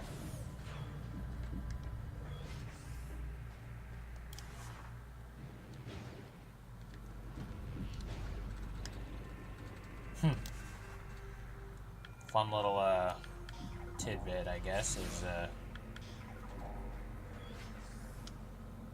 kind of an easy way to remember when you're headed for the temple, and you're like, wait, is the light beam door on my right or the left? There's like, you know, is it light on the right and dark on the left, or the other way around? So other than the fact that it rhymes,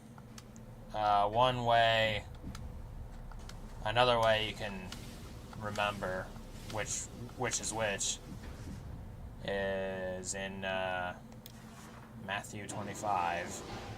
You know, he shall separate, like, you know, the sheep from the goats, the sheep on his right and the goats on his left, and he will say to the goats, you know, come into my inheritance and whatnot, and you know, have eternal life and such. And to the goats he will say, depart from me, ye who are accursed, and such. So the sheep, aka the light, the goats, aka the dark. Anyway. Be Still's Testament. This is the wife, I think, of J Still. Yeah. I can go no further. Here in this reactor, I go to join my fallen mate, J Still, in final rest. Though I die with honor, a shame falls on my house until the key I seek... Oh, did I? Sorry, I meant sheep on the right. Sheep on the right, goats on the left. On my house until the key I seek reaches its destination, may my brothers find my burden, that the way to the Sky Temple will be opened at last.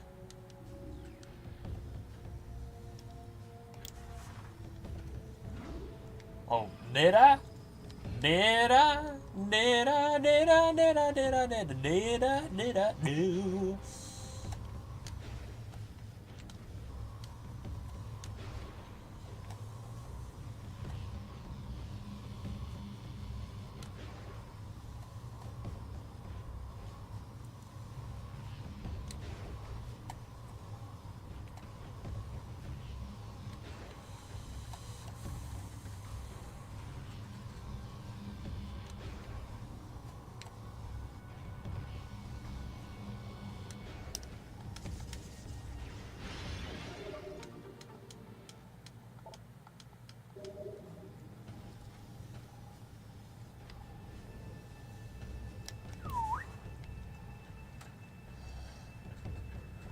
Now, where is this elevator?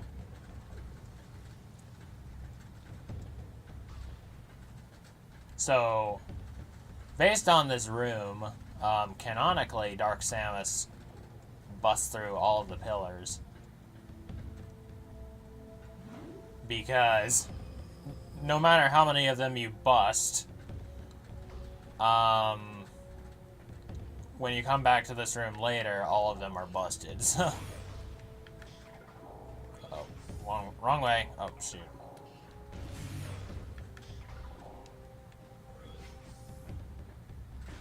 Or, you know, no matter how many times, no matter how many of them she busts, rather.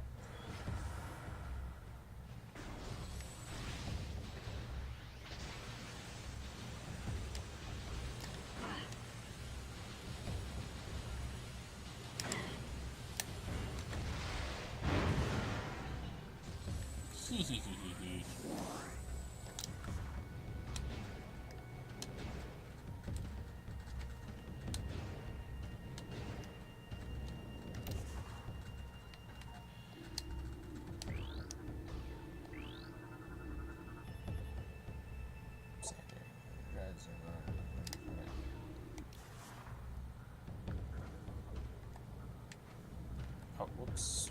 Get in there!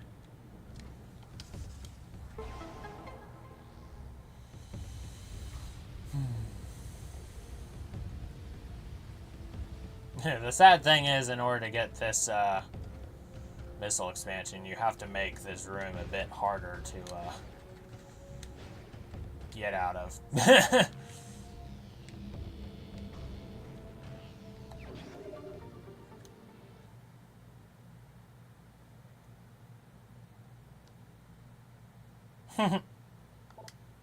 Yeah. It's sad you can't go in here and just, you know, just go around in circles.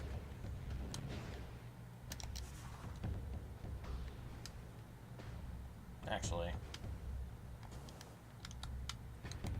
Dang it. I like last minute changed my mind and I'm like, oh wait.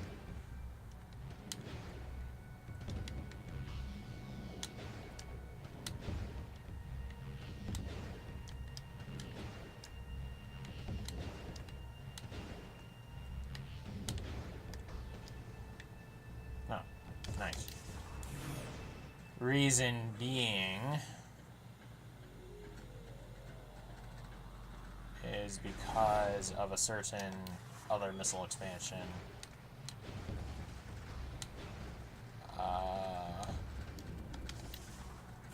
That you can get. Yes, it's up here. Yep.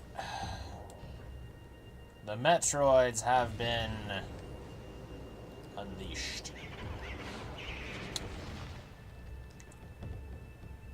Oh wow, I got it just as it was on top of me.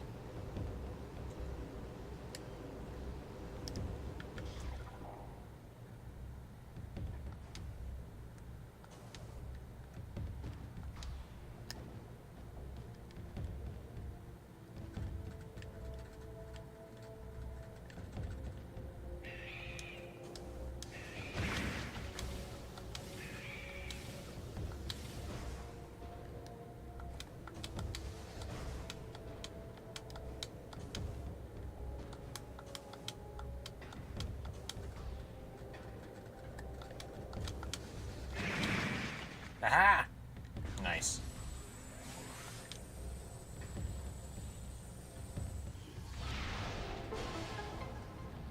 Got it. Alright.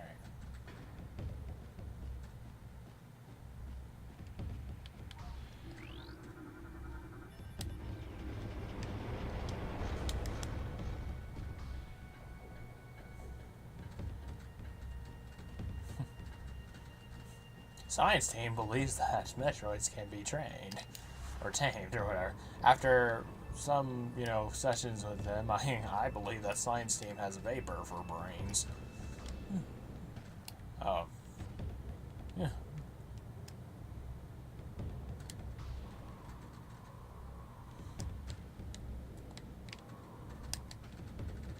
I love the sarcasm of the space pirates at times.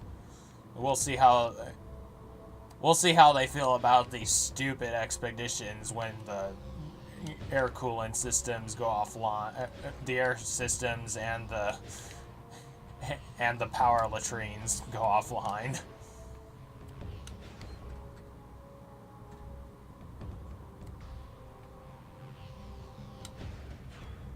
Aha! Nice. I didn't want to accidentally bounce off and stuff, but I'll just chill in here for a little bit. Okay, and then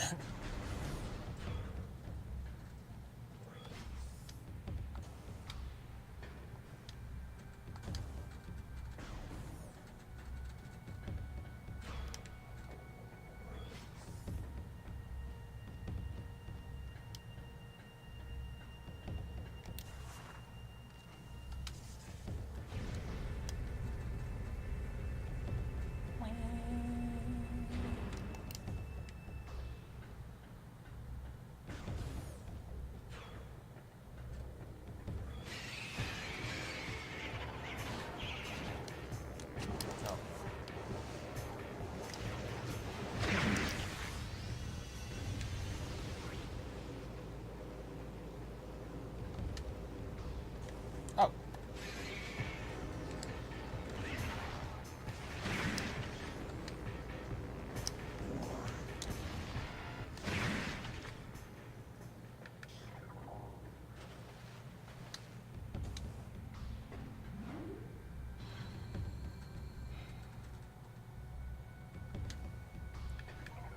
It's possible.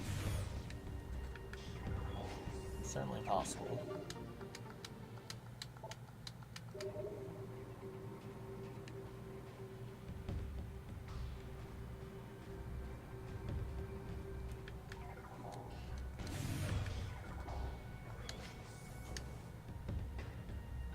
Let's see what I gotta do.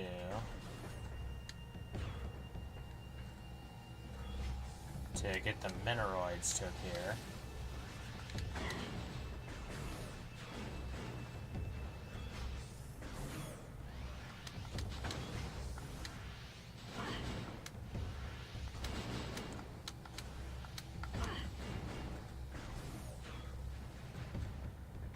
There we go.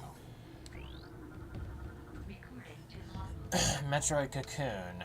Metroid Cocoon storage chamber for young Talon Metroids. Biomass to support Talon Metroids. Infants lacks armor or shielding. The Space Pirates transport young Talon Metroids in an organic cocoon designed to sustain the small creatures. Each cocoon can support numerous infants for several cycles. The creatures are normally content to remain in the cocoon, but will emerge when they detect the presence of Phazon.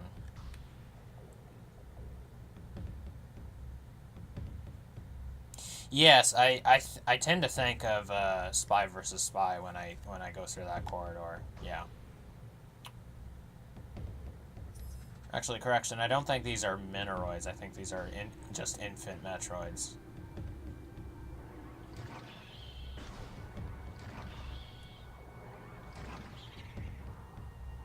Well, okay, here we go.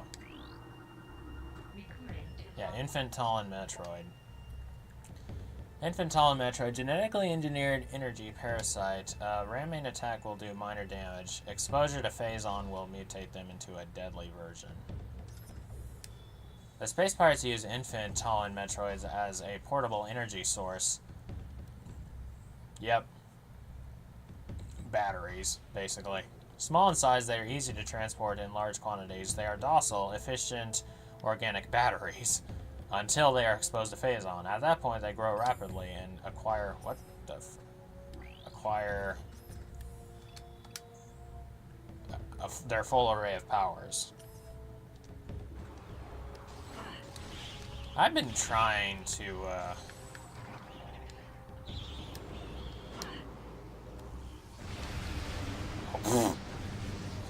talk about overkill.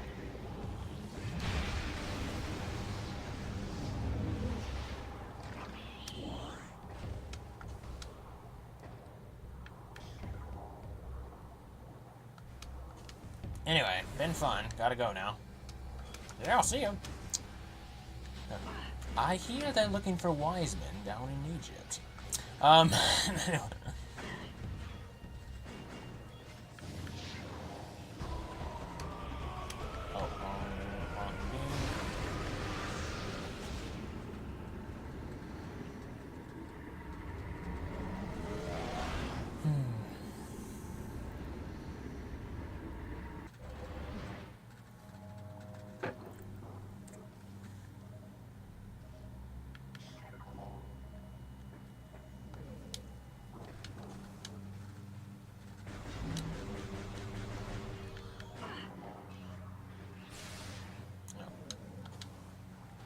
Boy, am I being reckless or what?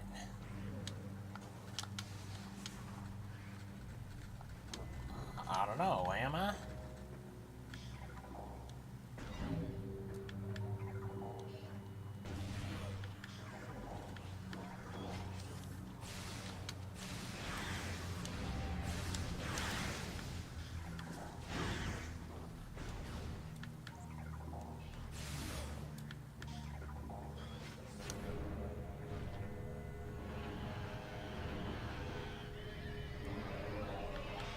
And there's some, well, are you gonna get up here or what?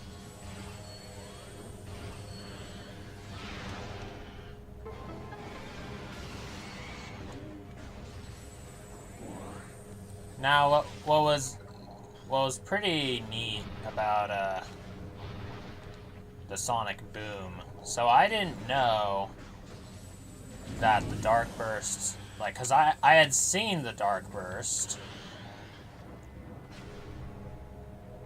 I had seen the dark burst, but I didn't know that it was a beam combo. Oh, shoot.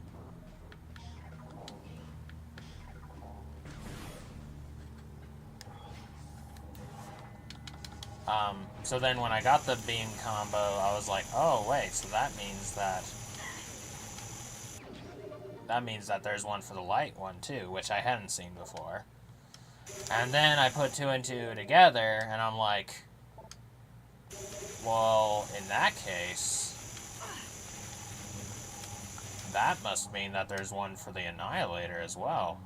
So that was just the conclusion I came to. So then the Sonic Boom was the only beam combo pickup that I actually just came to the conclusion that it must exist. And so I went looking for it. So part of why I have a soft spot for the Sonic Boom because it was the one that I came to the conclusion, I'm like, aha, based on what I've learned, this has to exist. Especially since I had already played through the first Prime as well, and I came to know what beam combos were.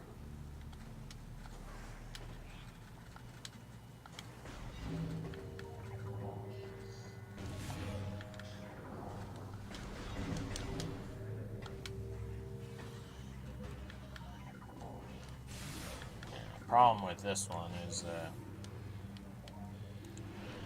dang it. I didn't even scan this yet, actually. Super Beacon. Beacon's energy draws Ings into destructive field. When charged with light and dark energy at once, the beacon compels Ing to approach it, despite the deadly field of energy it emits.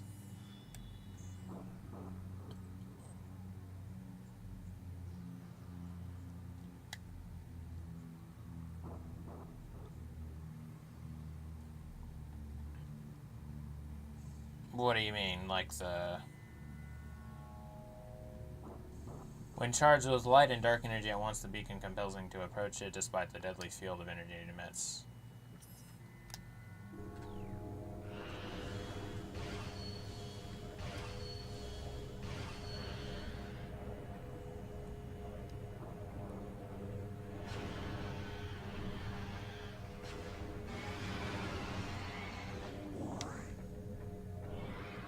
And this one just gets transfixed by it. Like, this one rarely actually just will, you know...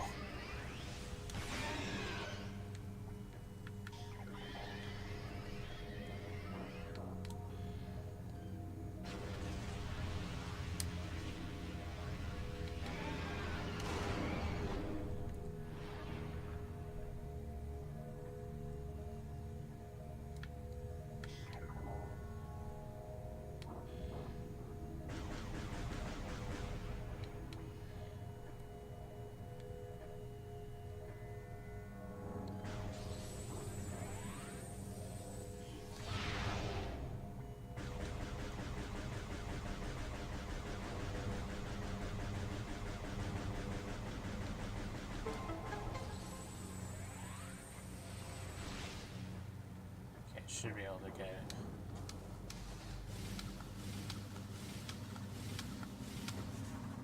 Okay. I was getting nervous.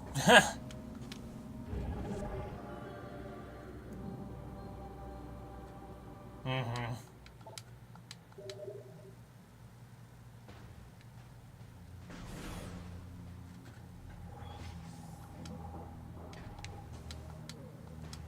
What I was referring to was the first time I played through Prime 2 all the way. Just like, I didn't know that the Sonic Boom was a thing, and etc. Nor did I know that the beam combos were a thing. And,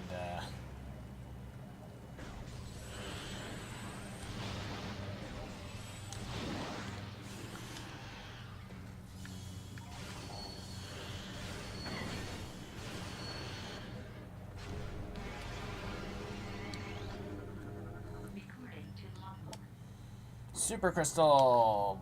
Oh.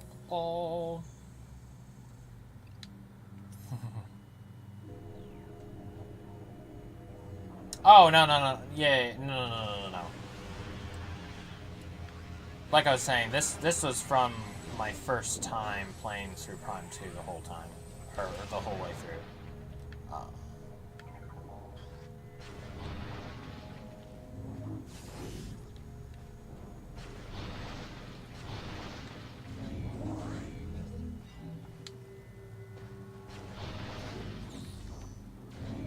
Ah, yes, okay, so here we go. It's like I had forgotten why I came to Aegon Waste in the first place. And it was to destroy a Lightbringer for the first time. Because I've never been able to encounter the darn thing. Because I always get the light suit right after I get the Annihilator.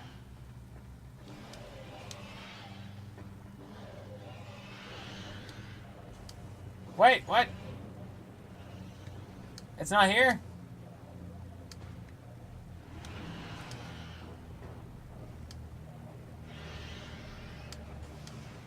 No! Come on! You gotta be kidding me. So...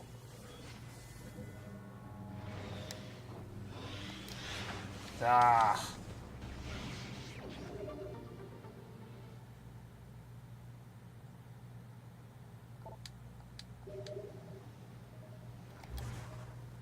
You see, we know that God's word is for everyone. Never let our song is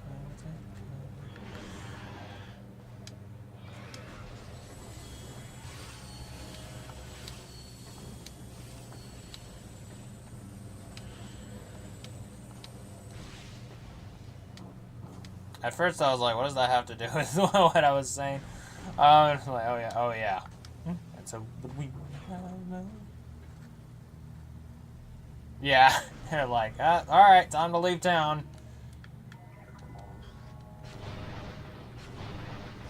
Sent him packing. I just realized I passed by this and didn't even get it. Well, at least that trip wasn't entirely. At least that trip wasn't entirely a waste, because I got that missile expansion over there, so.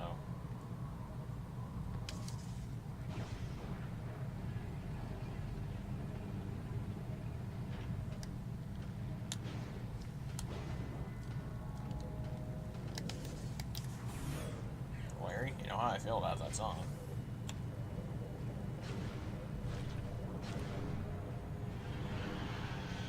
Alright, breezy boys.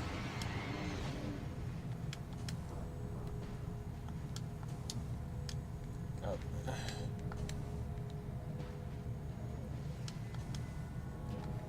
Now, where to?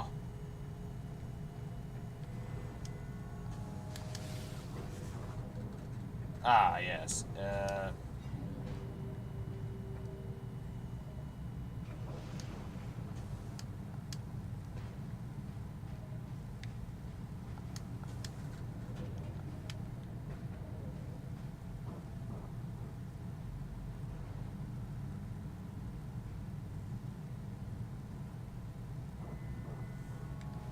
Oh, Vischer? Phil Vischer? I actually don't know. Maybe. That would be a nice little Easter egg.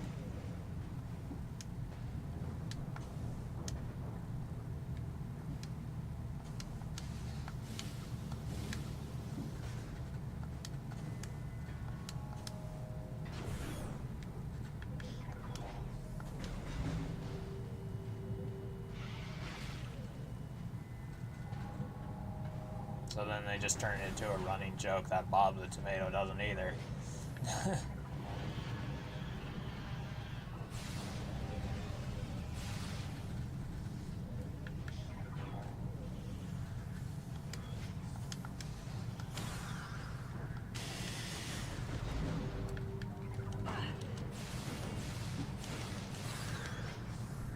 I think I did try to actually go through, like, sections where, like, you absolutely need the light suit.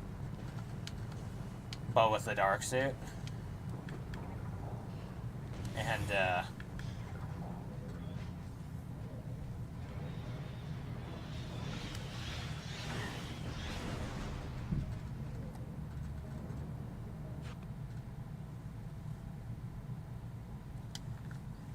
what the? Okay.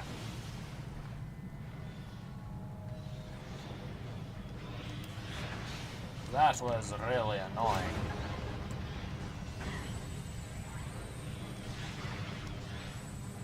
Now here, I don't think I can actually get the...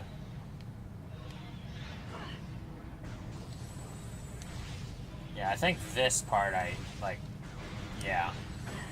Because there's the Ing Storm, and then there's, yeah. Nothing doing. But anyway.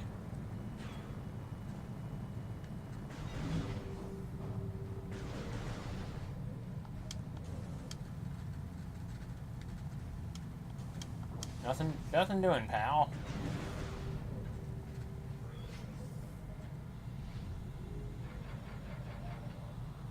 Let's just get the charge.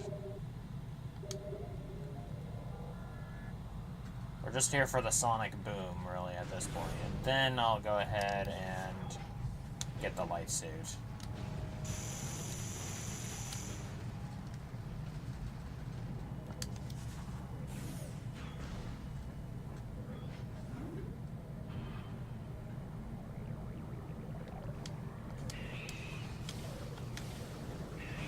Ah, no! Shoot. Shoot.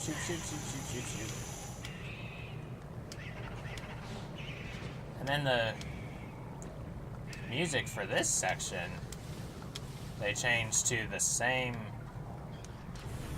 music for, like the impact crater.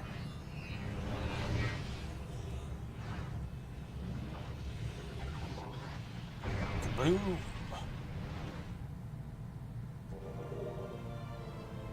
That's also the only weapon pickup animation that like changes the camera angle so that you actually see what you fired. Or the impact, because the sonic boom has no projectile form, basically.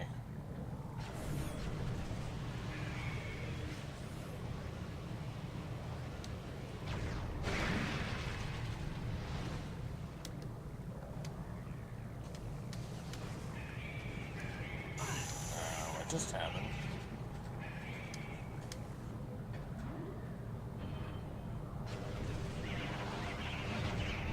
Ah, no!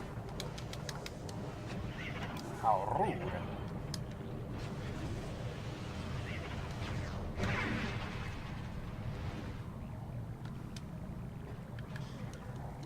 Anyway, let us return to Light Aether. Okay? Okay.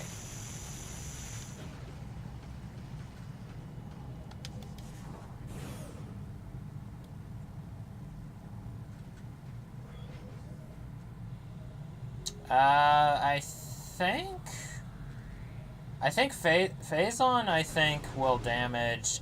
It will start out damaging at a slower rate, but unlike Varia in the Dark, Phazon's damage rate will start accelerating.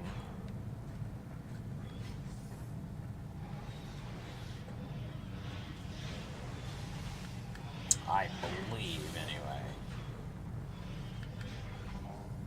Because, yeah, I think at first, Varia in the Dark will be significantly faster. But Phazon, it'll start slower, but then it'll get really fast.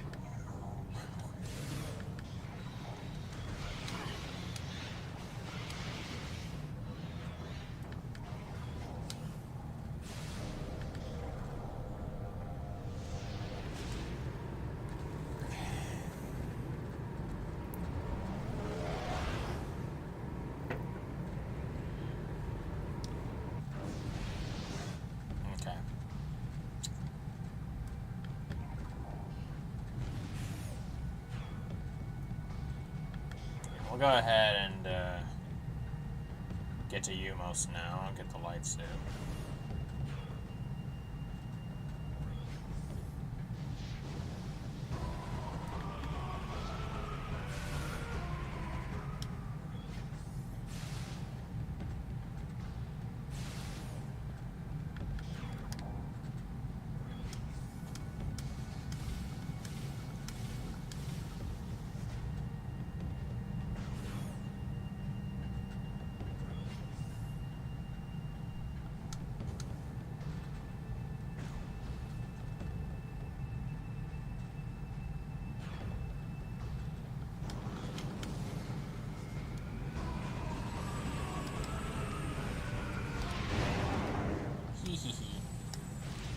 I guess while I'm in the neighborhood, I'll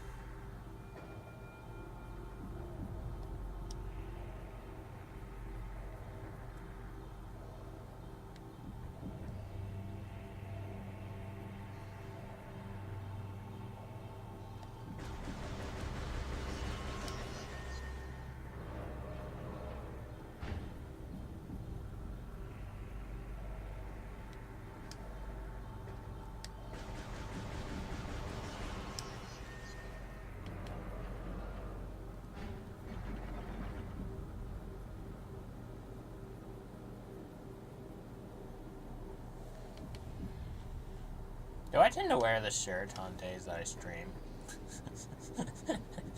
This yellow shirt.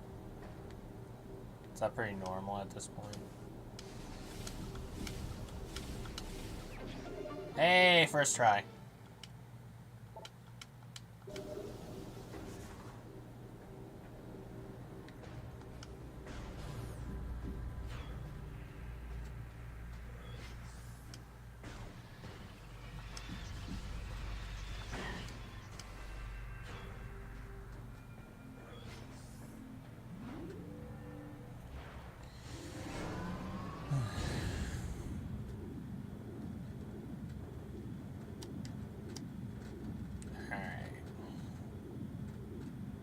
And once I get the light suit, I'll head to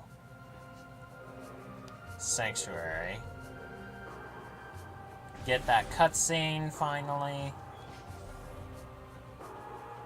of light suit Samus grabbing a map, and then we'll call it. And then next up, it's gonna be a whole bunch of the side questing and stuff. For, well, side questing and then, or, you know, main questing, which is getting all the keys. Keys of Baradur itself? The rods of the 5 wizards! Anyway,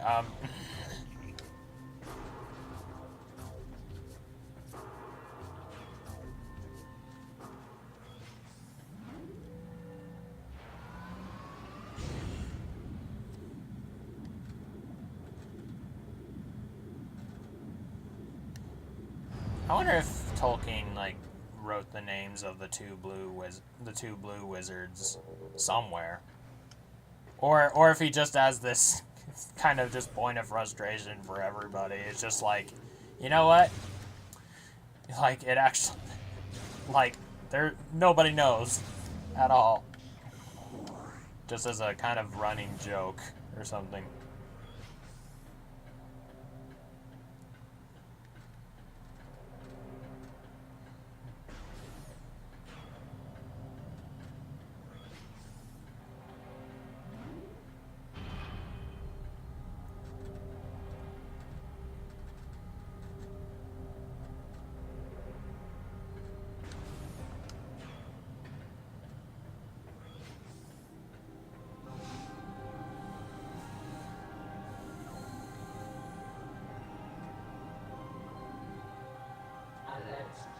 The light of Aether shines from all 3 temples once more. And yet, dark Aether remains. One energy controller still shines in the darkness, sustaining the world. The Sky Temple, dark shadow this hallowed place, holds the final energy controller. The greatest and most powerful beast of the Ing keeps guard over what you seek. The 9 keys to the Sky Temple have been hidden in each land of the Dark World. Finding them will be perilous, but I offer you this blessed suit of armor, energized by the light of Aether itself. So it's the Beatrix suit. Okay. Full circle. Anyway, its power will help you reach these final keys. May it serve you well in the darkness.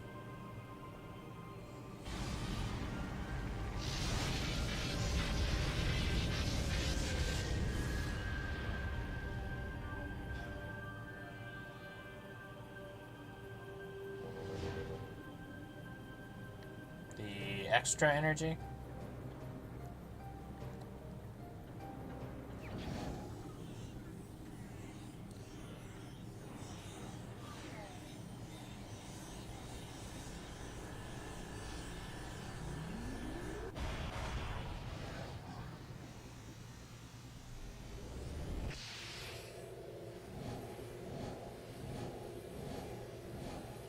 I do wish the lights stayed. Like it was still yellow all over.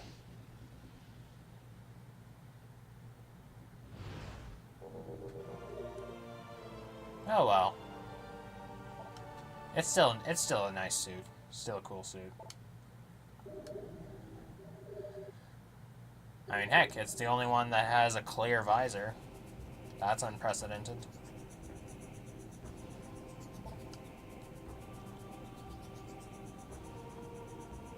The last stronghold of the Ing remains. Seek its 9 keys to gain entry. Once you reach the Sky Temple, let nothing stay your hand.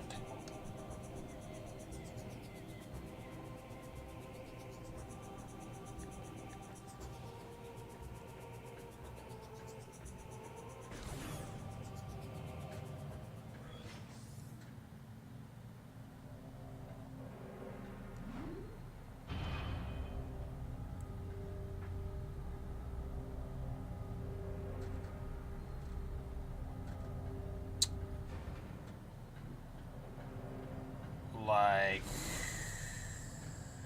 are you confused by, like, where it goes, like, once Samus is wearing the light suit? Is that what you're wondering, or what?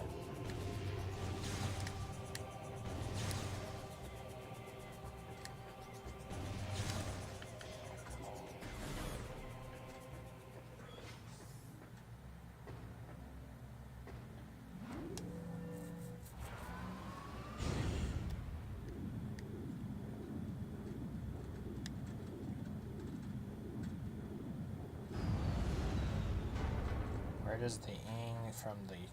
Where the energy from the Ing stronghold go after we get it back?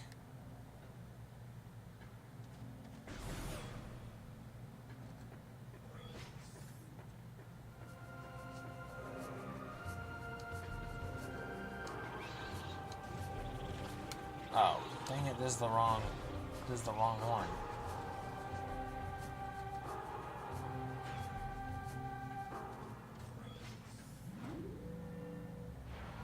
Well, it goes back into the Luminoth energy controllers.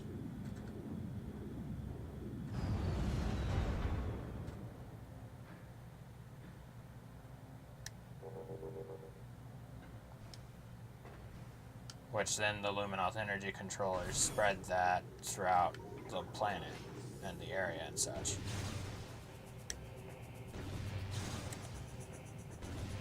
Like, it maintains it, but then also just, you know, it maintains it all, but it also, like, or regulates it and whatnot, but it also disperses it throughout the planet.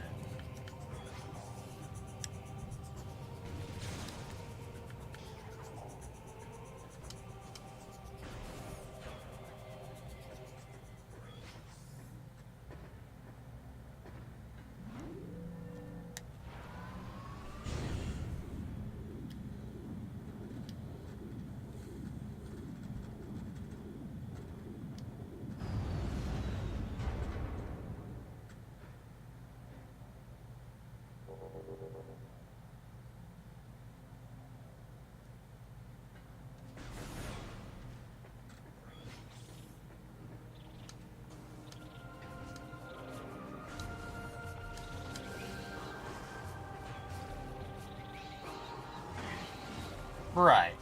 Like, there was a main energy controller, which was in the Great Temple, and then there were, like,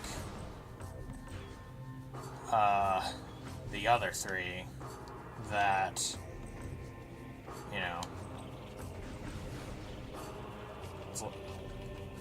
it's like the primary, like, the Great Temple would be the primary distribution hub, I suppose, and then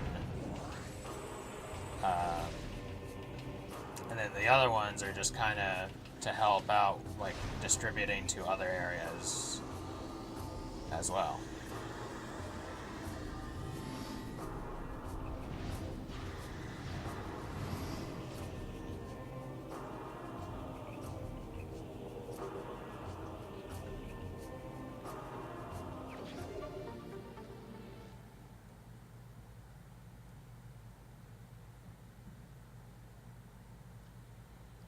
Are you confused by the fact that there was already energy in the Great Temple or something before going on the other, like, you know, filling up all the other ones? Because that just, like...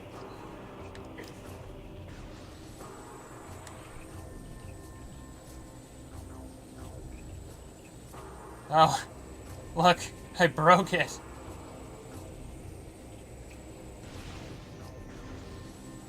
Huh. Oh, shoot.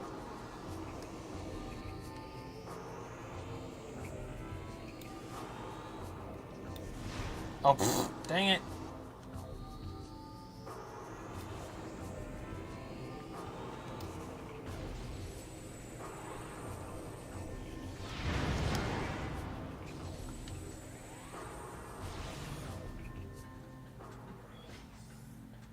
Well, why? Because if the Great Temple didn't have energy, then Light Aether would cease to exist. Like, when Dark Aether... When Dark Aether was born, the planetary energy was divided in half.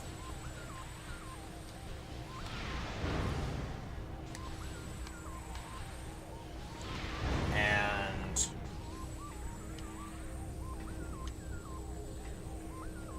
so, like, each of the places still had, like, energy and such, but it wasn't, like, as much, you know, in each area. But then, like, the energy... like, the Ing took the energy transfer module and went and got, like, the... like, drained the energies of Aegon and Torvis and Sanctuary, and so there was only one left, which was the Great Temple.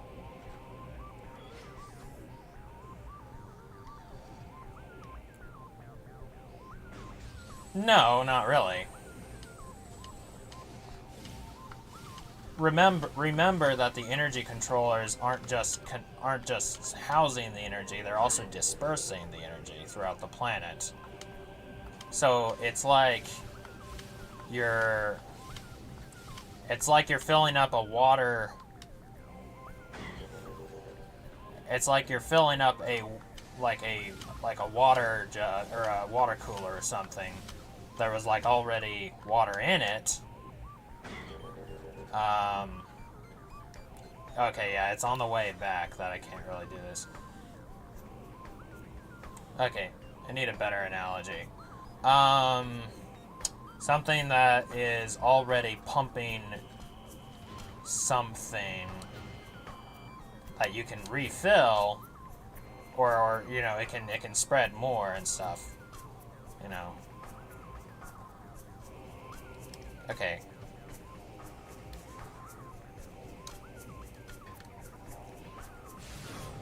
Okay. Glad that's cleared up, because I was very... I'm like, I don't understand why you're... what's so confusing about this, but...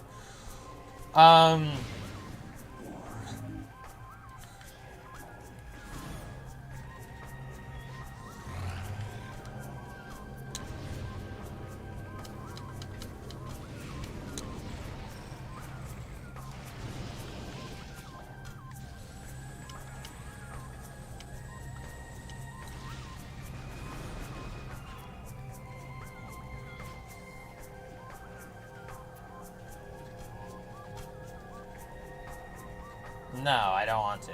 Anyway,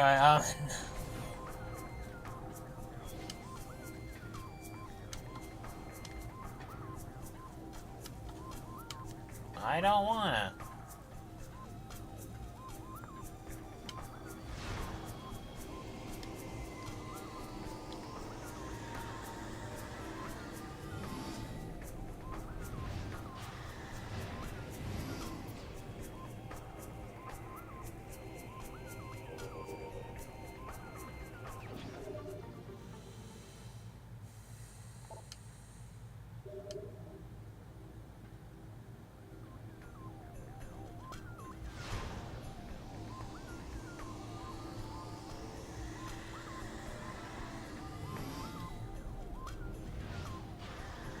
The reason the water cooler analogy doesn't quite work is because water doesn't really go back in on itself. It doesn't, like, recycle, really.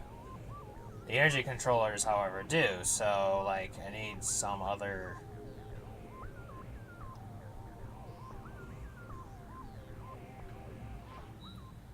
I guess maybe a light suit map animation. There we go. Anyway, I guess more the, you know, like a water system, like a sewage system or whatever, I guess you could say. I don't know if there was a bigger supply of water. You know what? Never mind. I'm just going to stop myself there because I don't really know if that's actually accurate. But,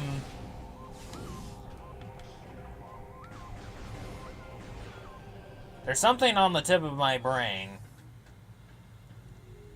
that I feel is the perfect analogy for this. It's like if you have a bigger supply of something that, like, you know, recycles itself basically, or is regulated, a bigger supply of something, then you'll be able to spread it more farther and wider or something, but, you know, without the heart of it or the core of it seeming like not getting any bigger or not seeming to get any bigger or anything like that, because it's just pumping out energy or pumping out something.